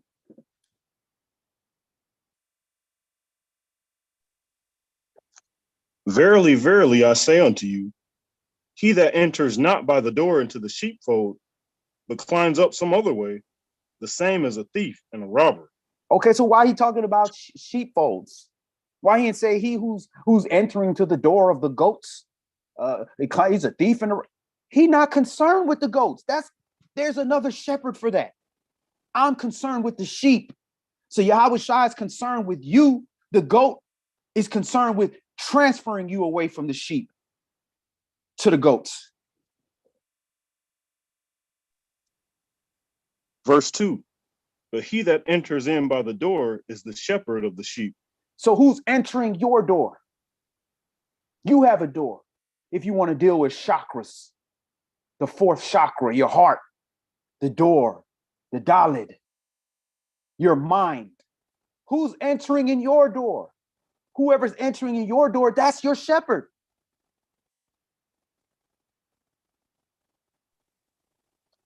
Verse 3, to him the porter opens, and the sheep hear his voice, and he calls his own sheep by name and leads them out.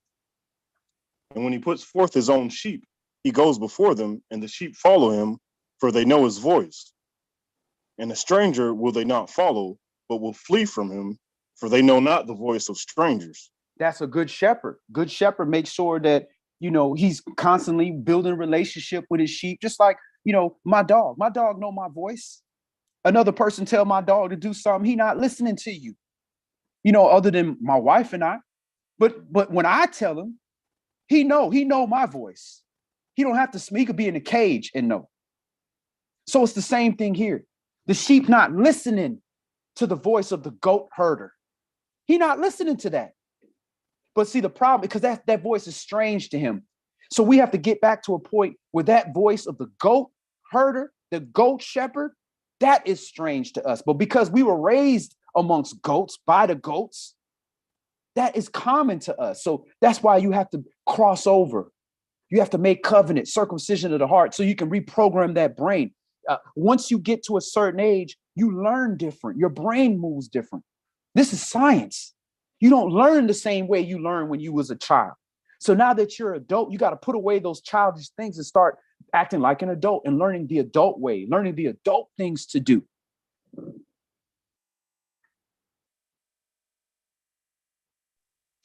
Verse 6, this parable spake Yahushua unto them, but they understood not what things they were which he spake unto them. Then said Yahushua unto them again, verily, verily, I say unto you, I am the door of the sheep. All that ever came before me are thieves and robbers, but the sheep did not hear them. I am the door. All right. So he's saying that right there. I am Ahaya. One shall come like unto you. To him will I require their hand if they don't listen to him. Well, Moshe was like a god. unto us, who was like unto him. Those are the only people that came in the name Ahiah. So Ahiah, I am the door. He's saying, I am. Yahweh Shai, the word, the savior word of Yah. The word that was in the beginning, that's the door. So if he's not your door, if that's not the thing it's leading you, letting you in and out, then there's only other one shepherd, and that's the goat shepherd. That's all that's left in the left hand, that left-handed stuff. Tamshi? Verse 9, I am the door. By me, if any man enter in, he shall be saved, and shall go in and out and find pasture. The thief comes not but for to steal and to kill and to destroy. I am come that they might have life, and that they might have it more abundantly. I am the good shepherd, and the good shepherd gives his life for the sheep. All right, so we are the shepherds. Now, we not the good shepherd. The good shepherd gave his life physically in life while he was living, and when he got killed, he gave away his life. That's the good shepherd. We are shepherds of Yah. We are his pastors. So we have to give up our life as well, but that life is in your living. We are living. This is a body I have prepared for you. That was Mashiach. And through him, we that body that was prepared. We them shepherds. So we have to give our life, whereas we could be out there partying with everybody, living it up. No, we keeping the holy days. We keeping the Shabbat. We studying. We honoring his day. We letting him lead us. Yeah, we want to go out that door and party, but guess what?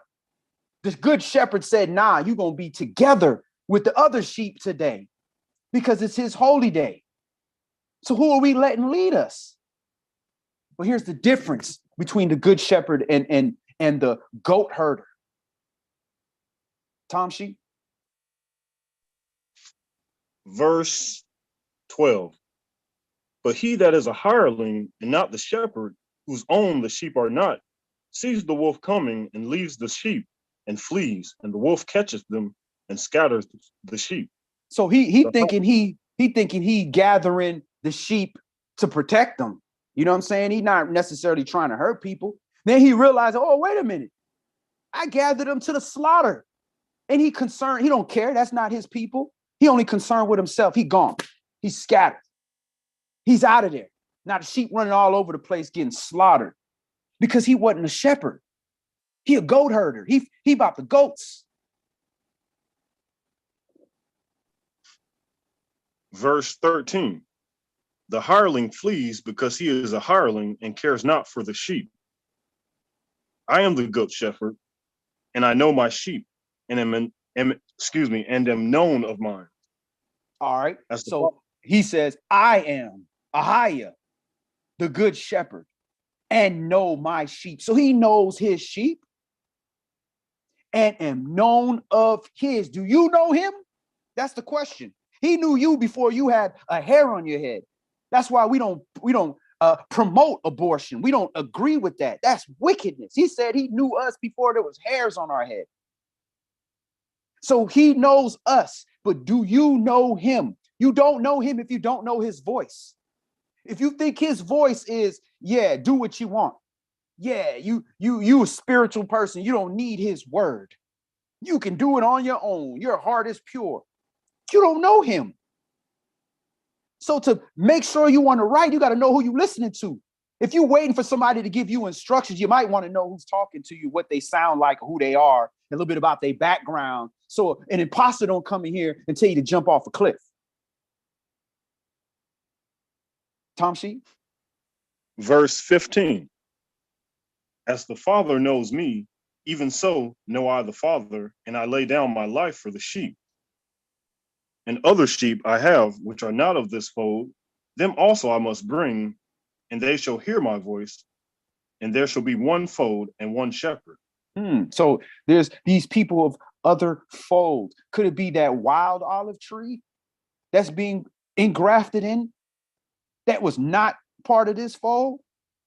They of another fold. That's why you can't, sheeps is not just Israel.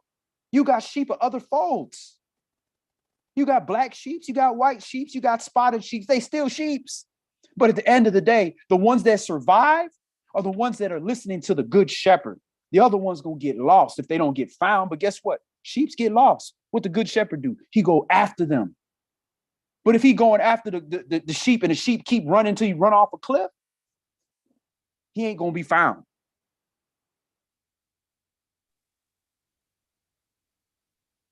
Verse 17.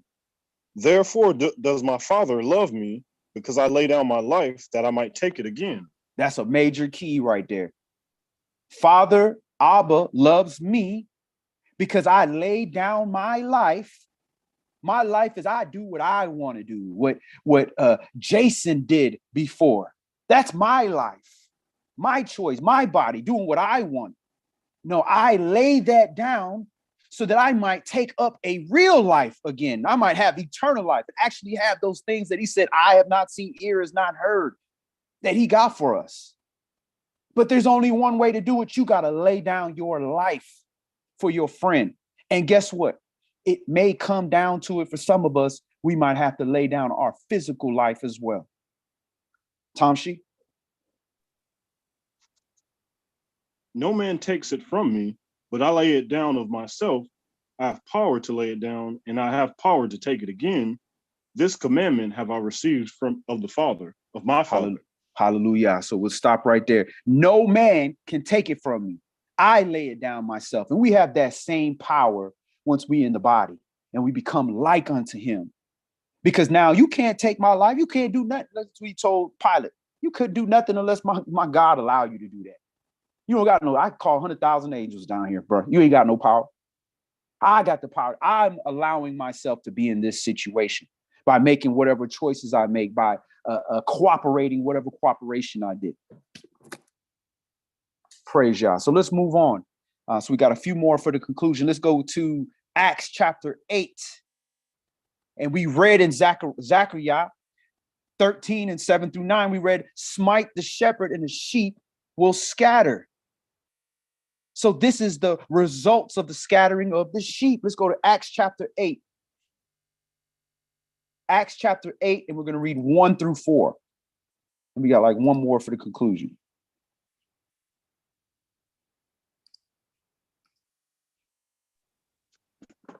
Acts chapter 8 and verse 1. And Saul was consenting unto his death, and at that time there was a great persecution against the assembly which was at Jerusalem, and they were all scattered abroad throughout the regions of Judea and Samaria, except the apostles. All right, so it's saying, and Saul was consenting unto death. So who is this Saul that they're talking about? They talk about King Saul? Who is this person? Who is this Saul? So this is for the listeners. Who is this Saul that's consenting unto his death? And the death they're talking about is Stephen, which is saying in verse 2. Stephen was stoned to death, and there was a certain man named Saul. Who is this person? So that's a question for the viewers. Can anybody tell me who this Saul is, or this Saul that they're talking about right here?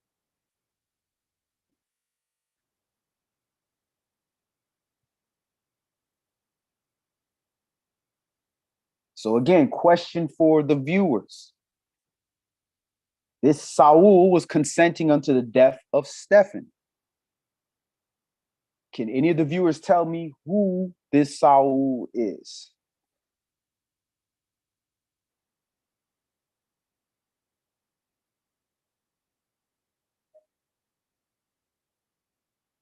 Okay, once again, we got somebody in the background screaming answers.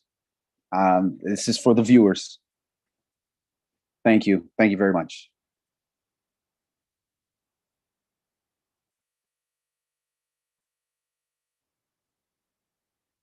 No, Brother Linnell, he was not King David's the first king. Because you look at the time, Saul was consenting unto the death of Stephen. So this is in the New Kingdom. This is in the New Testament. So this could not have been King Saul, but it's the same name. And let me just tell you, you know what I'm saying? We ask these questions because it tests to see if people are listening and learning.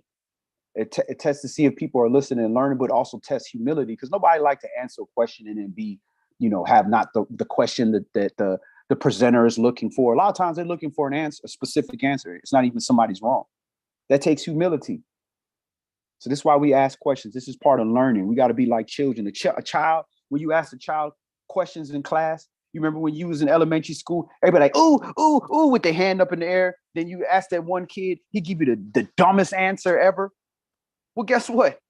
He was humble. He put his hand up there. He knew he didn't know the answer, but he was humble enough to put his hands up there. But then we become adults, and then we feel like we know everything. We don't want to answer questions.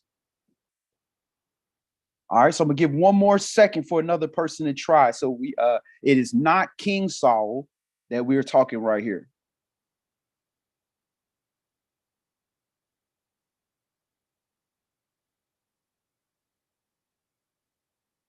All right, so I think I stumped him. All right, so this Saul that they're talking about here, here's the clue. His teacher was Gamaliel. Let's see if somebody can get it now. Gamaliel was his teacher. Anybody? Bueller? Absolutely, we need to know. And we're going to know. Just gave us another clue. Gamaliel was his teacher. Well, you'd have to know who Gamaliel was. Gamaliel was a Pharisee, a very wise Pharisee. So if his teacher was a Pharisee, that means he was a Pharisee. So there's another major clue. All right, Paul.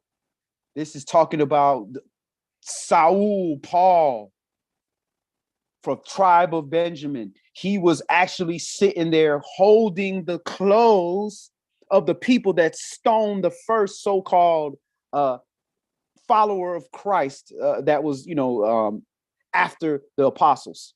Stephen, the first one to lose his life for this word, was stoned to death. So he's consenting by holding the clothes of the people that are torturing Stephen. All right, so that's your Hebrew trivia for today. So you see why he was so devout. From a child, he was involved in wickedness. All right. Go ahead, pick up at verse 2. And devout men carried Stephen to his burial and made great lamentation over him. As for Saul, he made havoc of the assembly, entering into every house and hailing men and women, committed them to prison. All right. So as Saul is older, he's devout. If you're the people you study under is stoning people, then what you think you're gonna grow up into? So he's making havoc of the assembly, entering into every house, hailing men and women, committing them to prison. So he's taking believers to prison of his own people. This is the background of Saul, of Paul. But still, Yah chose him, and he's responsible for the book of Acts and majority of all this stuff we about to read. So we can't judge people.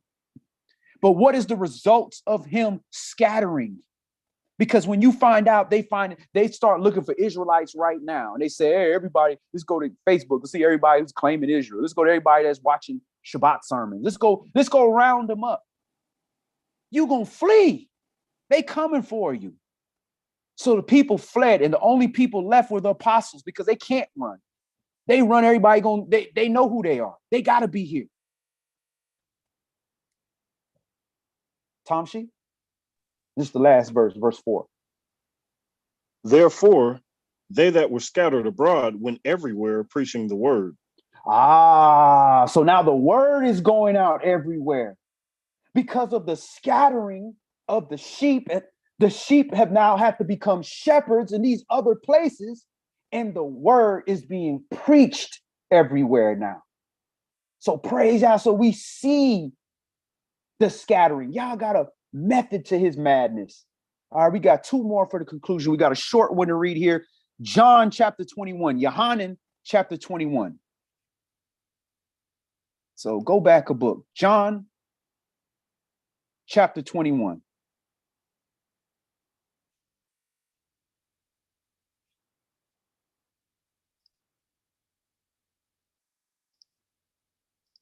Yohanan, chapter 21, we're just going to read 15 through 19. So now we know what we're supposed to do. We know that we're the sheep. We know that we're also the ones responsible for shepherding. And the sheep are going to go onto the right-hand side. The sheep are going to take care of the sick, the naked, the poor, the people in jail. And we understand that they're going to be on the right-hand side and they're going to get eternal life. So we know that. We understand that that's where we want to be. So what is Yahushai's instruction to the shepherds? What are you supposed to be doing? So Yohanan, John 21, and we're going to read 15 through 19. So when they that had dined, Yahushua said, Yahushua said to Simon Kepha, Simon, son of Jonas, love you me more than these? He said unto him, Yea, master, you know that I love you. He said unto him, feed my lambs. He said to him again the second time, Simon, son of Jonas, lovest you me? He said unto him, Yea, master, you know that I love you. He said unto him, feed my sheep. Notice he's asking him, you love me? Take care of my people. Take care of my family. Take care of my flock. Yah saying, oh, you love me? You love me? You love me? I'm your God. You love me? Keep my commandments. And the commandments teach you to be righteous, how to love your neighbor as yourself. So you're not doing nothing for them directly. You're doing it for his people. So what you think he's telling us to do? To go do all these great sacrifices for the Most High and to sing him all these songs to honor him and stuff while your brother or sister is naked in the street, starving to death, locked up in prison. What you think you're supposed to be doing? Tom Sheep? Verse 17. He said unto him the third time, Simon, son of Jonas, lovest you me? Kepha was grieved because he said unto him the third time, lovest you me?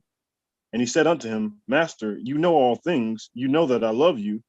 Yahushua said unto him, feed my sheep. Verily, verily, I say unto you, when you were young, you girded yourself and walked where you would.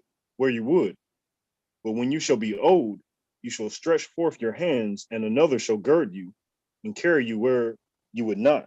All right, so feed my sheep.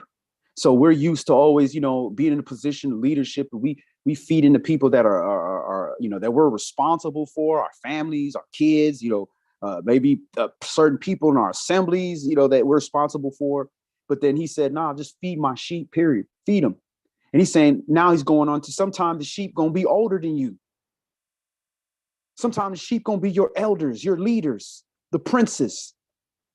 As they get old, as their body starts to deteriorate, as their endurance goes down, where they're struggling to do like the old man who had to, in Maccabees, who had to fight against eating pork after he never ate pork all this time. He had no problem. Now you're getting old, it's a little bit harder. So these same people that looked out for you young in your walk, as they start to slip, you're going to cast them to the side, or you're going to be strong for them. You're going to be another leg for them to stand on. You're going to also help lead them. Now you can't force nobody to do nothing, but you're just going to cast them to the side. Or you can say, oh, hey, no, dad, grandpa, elder, moray, whoever, Doda. You're going to ask them, say something. Read verse 19. This spake he, signifying by what death he should glorify Yahweh. And when he had spoken this, he said unto him, follow me. Praise Yah. So let's go to the conclusion. Let's go to Ezekiel chapter 34, because Yah is going to gather his sheep. That's what it's all down to. So he's coming to gather his sheep, and he's sending the shepherd, the good shepherd, to do so. And you might want to start focusing on where you need to be to ensure that you are considered sheeple. So we're going to Ezekiel, Yekezkiel, chapter 34.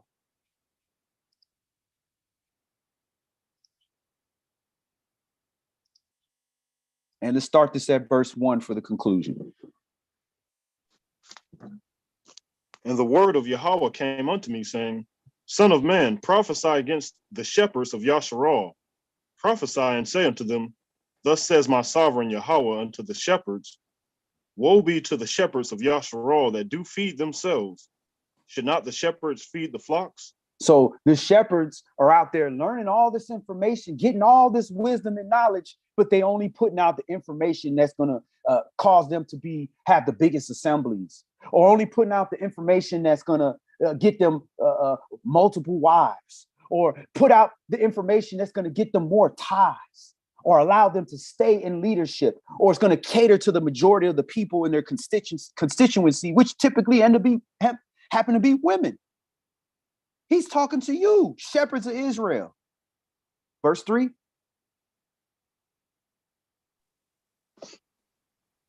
You eat the fat and you clothe you with wool. You kill them that are fed, but you feed not the flock. The disease have you not strengthened, neither have you healed that which was sick, neither have you bound up that which was broken, neither have you brought again that which was driven away, neither have you sought that which was lost, but with force and with cruelty have you ruled them. So you use your position of power because maybe you came from a wealthy family, you was the son of Samuel or whatever, and you use that to do wickedness, to gain filthy lucre, to do all these type of things. That's what we have done as the shepherds of Israel. That's been the norm for us, right? So what's the results of that, Tamshi? Verse 5. And they were scattered because there is no shepherd, and they became meat to all the beasts of the field when they were scattered. So that's what's happening to us right now. We looking on TV. We seen our people getting shot down in the street, murdered. You seen even a brown woman, a Latina woman, being handcuffed and left in a car on the train tracks. The train coming, they running off. We being destroyed because we have no shepherd. And we only have no shepherd if we don't know our shepherds in heaven, what his voice is and how we can hear his voice from heaven. Do you know how to hear his voice from heaven? Do you know? How do you hear his voice from heaven? Because that's where he's at. He's in heaven. He ain't here. Through these words, through your voice. When you speak the word according to the Ruach HaKodesh, according to the law and testimony, with your light, that's his voice. Verse 6. My sheep wandered through all the mountains, through all the governments, through all the nations that we were under their government. Tamshi. Yea, my flock was scattered upon all the face of the earth, and none did search or seek after them. You can't search or seek after a people that you're trying to wipe out, that you're trying to say, make sure that their name be no longer in remembrance. Was it Psalms 83? Yeah, who gonna seek them? We're trying to get rid of them. That's what the rest of the world is trying to do. Get rid of them so it could be the age of the Gentile forever.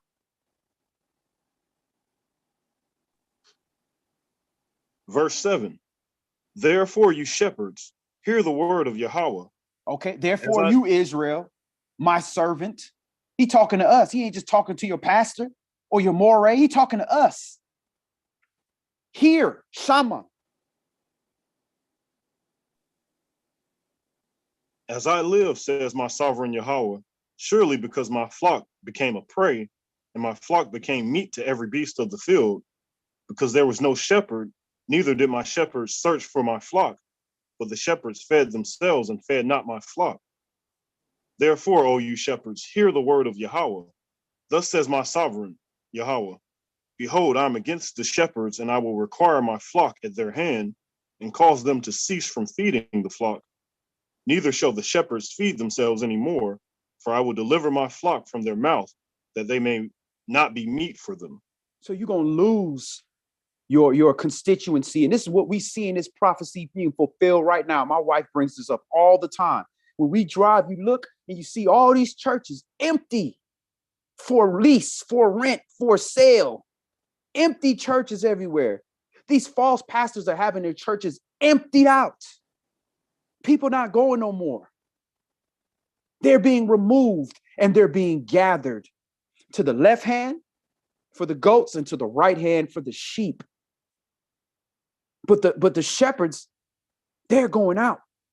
The good shepherds, those that are being the representation of Mashiach, are going out. They're hitting the street corners. And guess what? We might not agree with everything they say, but they out there for their people, shepherding. And then people are always talking about, oh, you're an online preacher. You ain't no real preacher. We out here reaching the lost sheep. We searching for them. You think we putting this up here for fun? Ain't nobody paying us. And a brother or sister that's at work by the water cooler, talking to their neighbor. Listen, do you know that the Shabbat is Saturday? The people the father that's standing up in his house that's saying, hey, I know we've been Christian, but guess what? Look at this truth that I found. They're standing up. They're looking for the lost sheep. And the lost sheep be right there in your own house. Your own brother, your own sister, your own mother, your own father. Who's seeking them? Once you know this information, you can't hold it to yourself. Like I said, you shepherds that kept this stuff to yourself and fed yourself. You got to go out one way or another. We all have different platforms. Use your anointing. Tamshi? Verse 11. For thus says my sovereign Yahweh, behold, even I will both search my sheep and seek them out.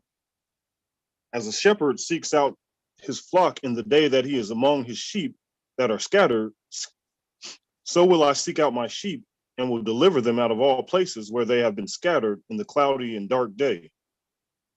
And I will bring them out from the people and gather them from the countries and will bring them to their own land and feed them upon the mountains of Yasharal by the rivers and in all the inhabited places of the country.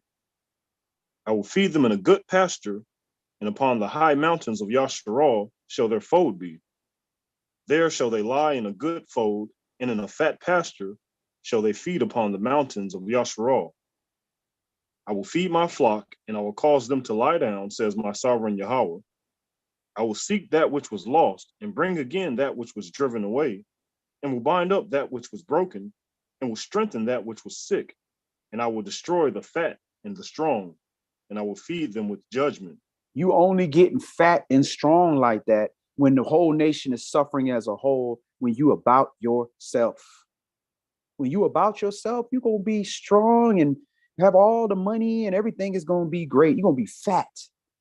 Doesn't mean you can't be wealthy. You could be wealthy, but you're going to be fat and strong when you don't care about yourself, when you're just taking care of your own initial people. That's it.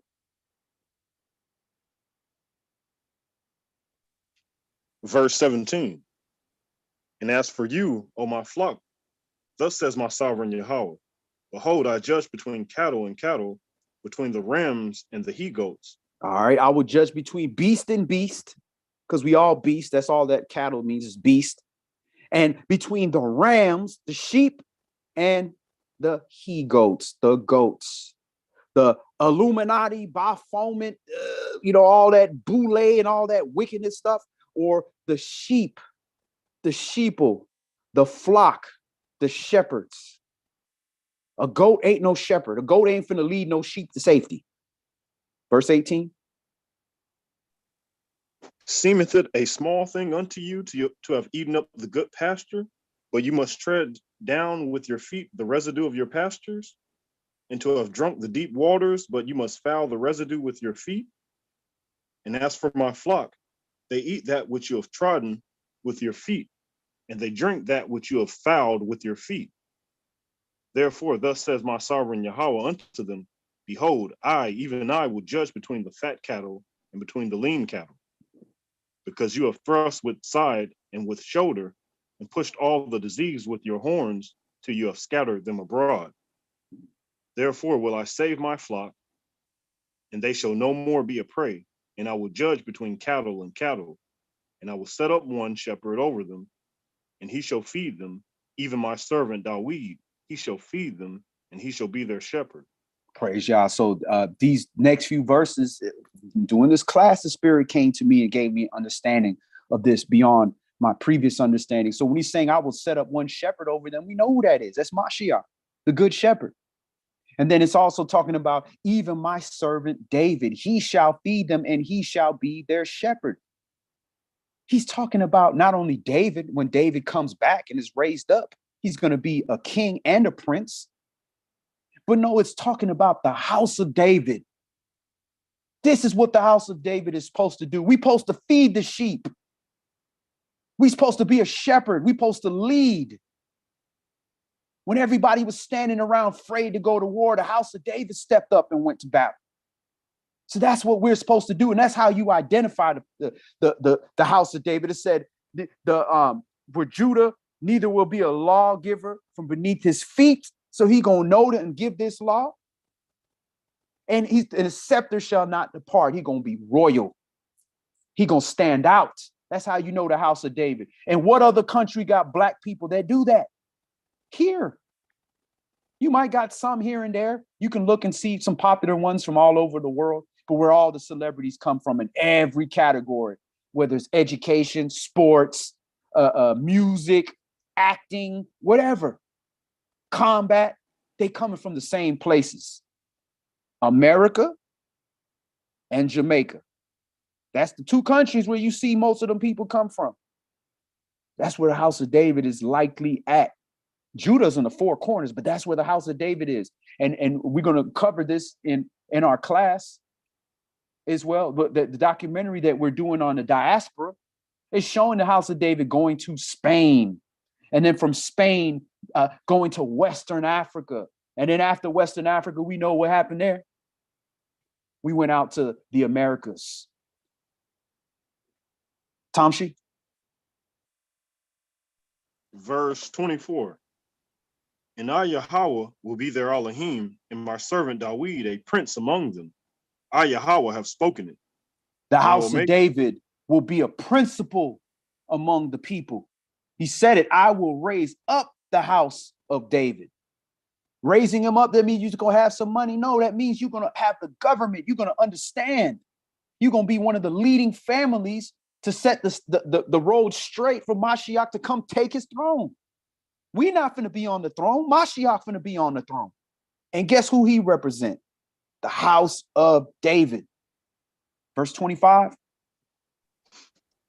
And I will make with them a covenant of peace, and will cause the evil beast to cease out of the land, and they shall dwell safely in the wilderness and sleep in the woods. All right, so the evil beasts are going to cease to be out of the land because he's going to purge out the rebels in the wilderness. He said he's going to purge them out at the borders. That means you're not even getting into the land. The wilderness is going to purge you out. And once that happens, you can sleep safely in the woods. Somebody coming here trying to steal your food, rape your wife because ain't no police around. That's gone. Verse 26. And I will make them in the places round about my hill a blessing, and I will cause the shower to come down in its season, and there shall be showers of blessing. And the tree of the field shall yield her fruit, and the earth shall yield her increase, and they shall be safe in their land, and shall know that I am Yahweh, when I have broken the bands of their yoke, and delivered them out of the land, out of the hand of those that serve themselves of them. All right, so he's going to deliver us. He is going to deliver us as a nation. Are we going to have individuals come out? Absolutely. Shout out to our brother Prince. Used to read for us with Israelites gathering and save your word. He's over there in the land in Jordan. He's free. He's delivered out. But where the rest of the people at? We stuck. So he's going to deliver the people out. Tamshi? Verse 28. And they shall no more be a prey to the heathen, neither shall the beast of the land devour them, but they shall dwell safely, and none shall make them afraid.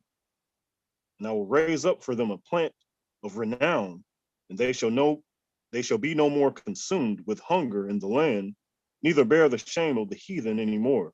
So he's going to give us a plant of renown. Interesting. So it looks like we might be converted over to more of a vegetation diet. He's talking about giving us a plant so we don't have to worry about dying of starvation. Well, you die of starvation, often because we don't have meat. We don't eat the greens and stuff like that. So that's interesting. It's an interesting concept to look at. Tom Sheik. Verse 30. Thus shall they know that I, Yahweh, their Elohim, am with them, and that they, even the house of Yasharal, are my people, says my sovereign Yahweh. And you, my flock, the flock of my pasture, are men, and I am your Elohim, says my sovereign Yahweh. All right. So if you still can't get the symbolism, he's breaking it down stupid simple. And you, my flock, the flock of my pasture, are men. He ain't talking about physical sheep. He's talking about men. And I am your Elohim, says the Adonai Elohim. So our master, I am your master. I am your master spirit. So praise Yah. So again, we have to just make sure that we are keeping our mind in the right direction. That, hey, listen, we are the sheep. We are also shepherds, and we want to be on the right side. And anything that's trying to push us to go to the left, like what they like to say in politics, to the left, we have to deny that. And we have to make sure that we continue to help others identify the difference between the left and the right. That's the best we can do. Help you identify the difference between the left and the right, and then go to the right. You got to do what you're going to do. But we can't be pastors and teachers and we showing you the left and the right, but then we go left, tell you, but you're supposed to go right. Well, guess what? If you listen to him and you go right, even though he went left, hey, you're delivered. But if you don't listen to him and you go left because he go left, well then, yeah, he gonna get punished, but you still getting punished. You still went left. So let's not make man our shepherd. Continue to let the good shepherd be our shepherd, and be the manifestation of that in the flesh by helping one another. So praise Yah. So any last questions or comments before we close? And again, if you've gained anything from Savior Word of Yah and would like to support this nationalistic movement, and we appreciate everybody that has donated to the cause, you can hit our website up at saviorwordofyah.org and click on the donate. You can either donate cash through Cash App, through PayPal, or the different setup we have, or you can support our businesses. Either way, it's supporting a nationalistic movement, because our businesses, the ones we have up on the site, are geared towards waking the people up. Again, we are Savior Word of Yah. I don't see any questions here. Yah's will, we will see you now that we out the holy days. We'll start resuming back with the Bible studies, a little more consistent. So Yah's will, we'll see you on Tuesday or fourth day, excuse me, for Bible study. And Yah's will, we'll see you there. So Shabbat Shalom, everybody.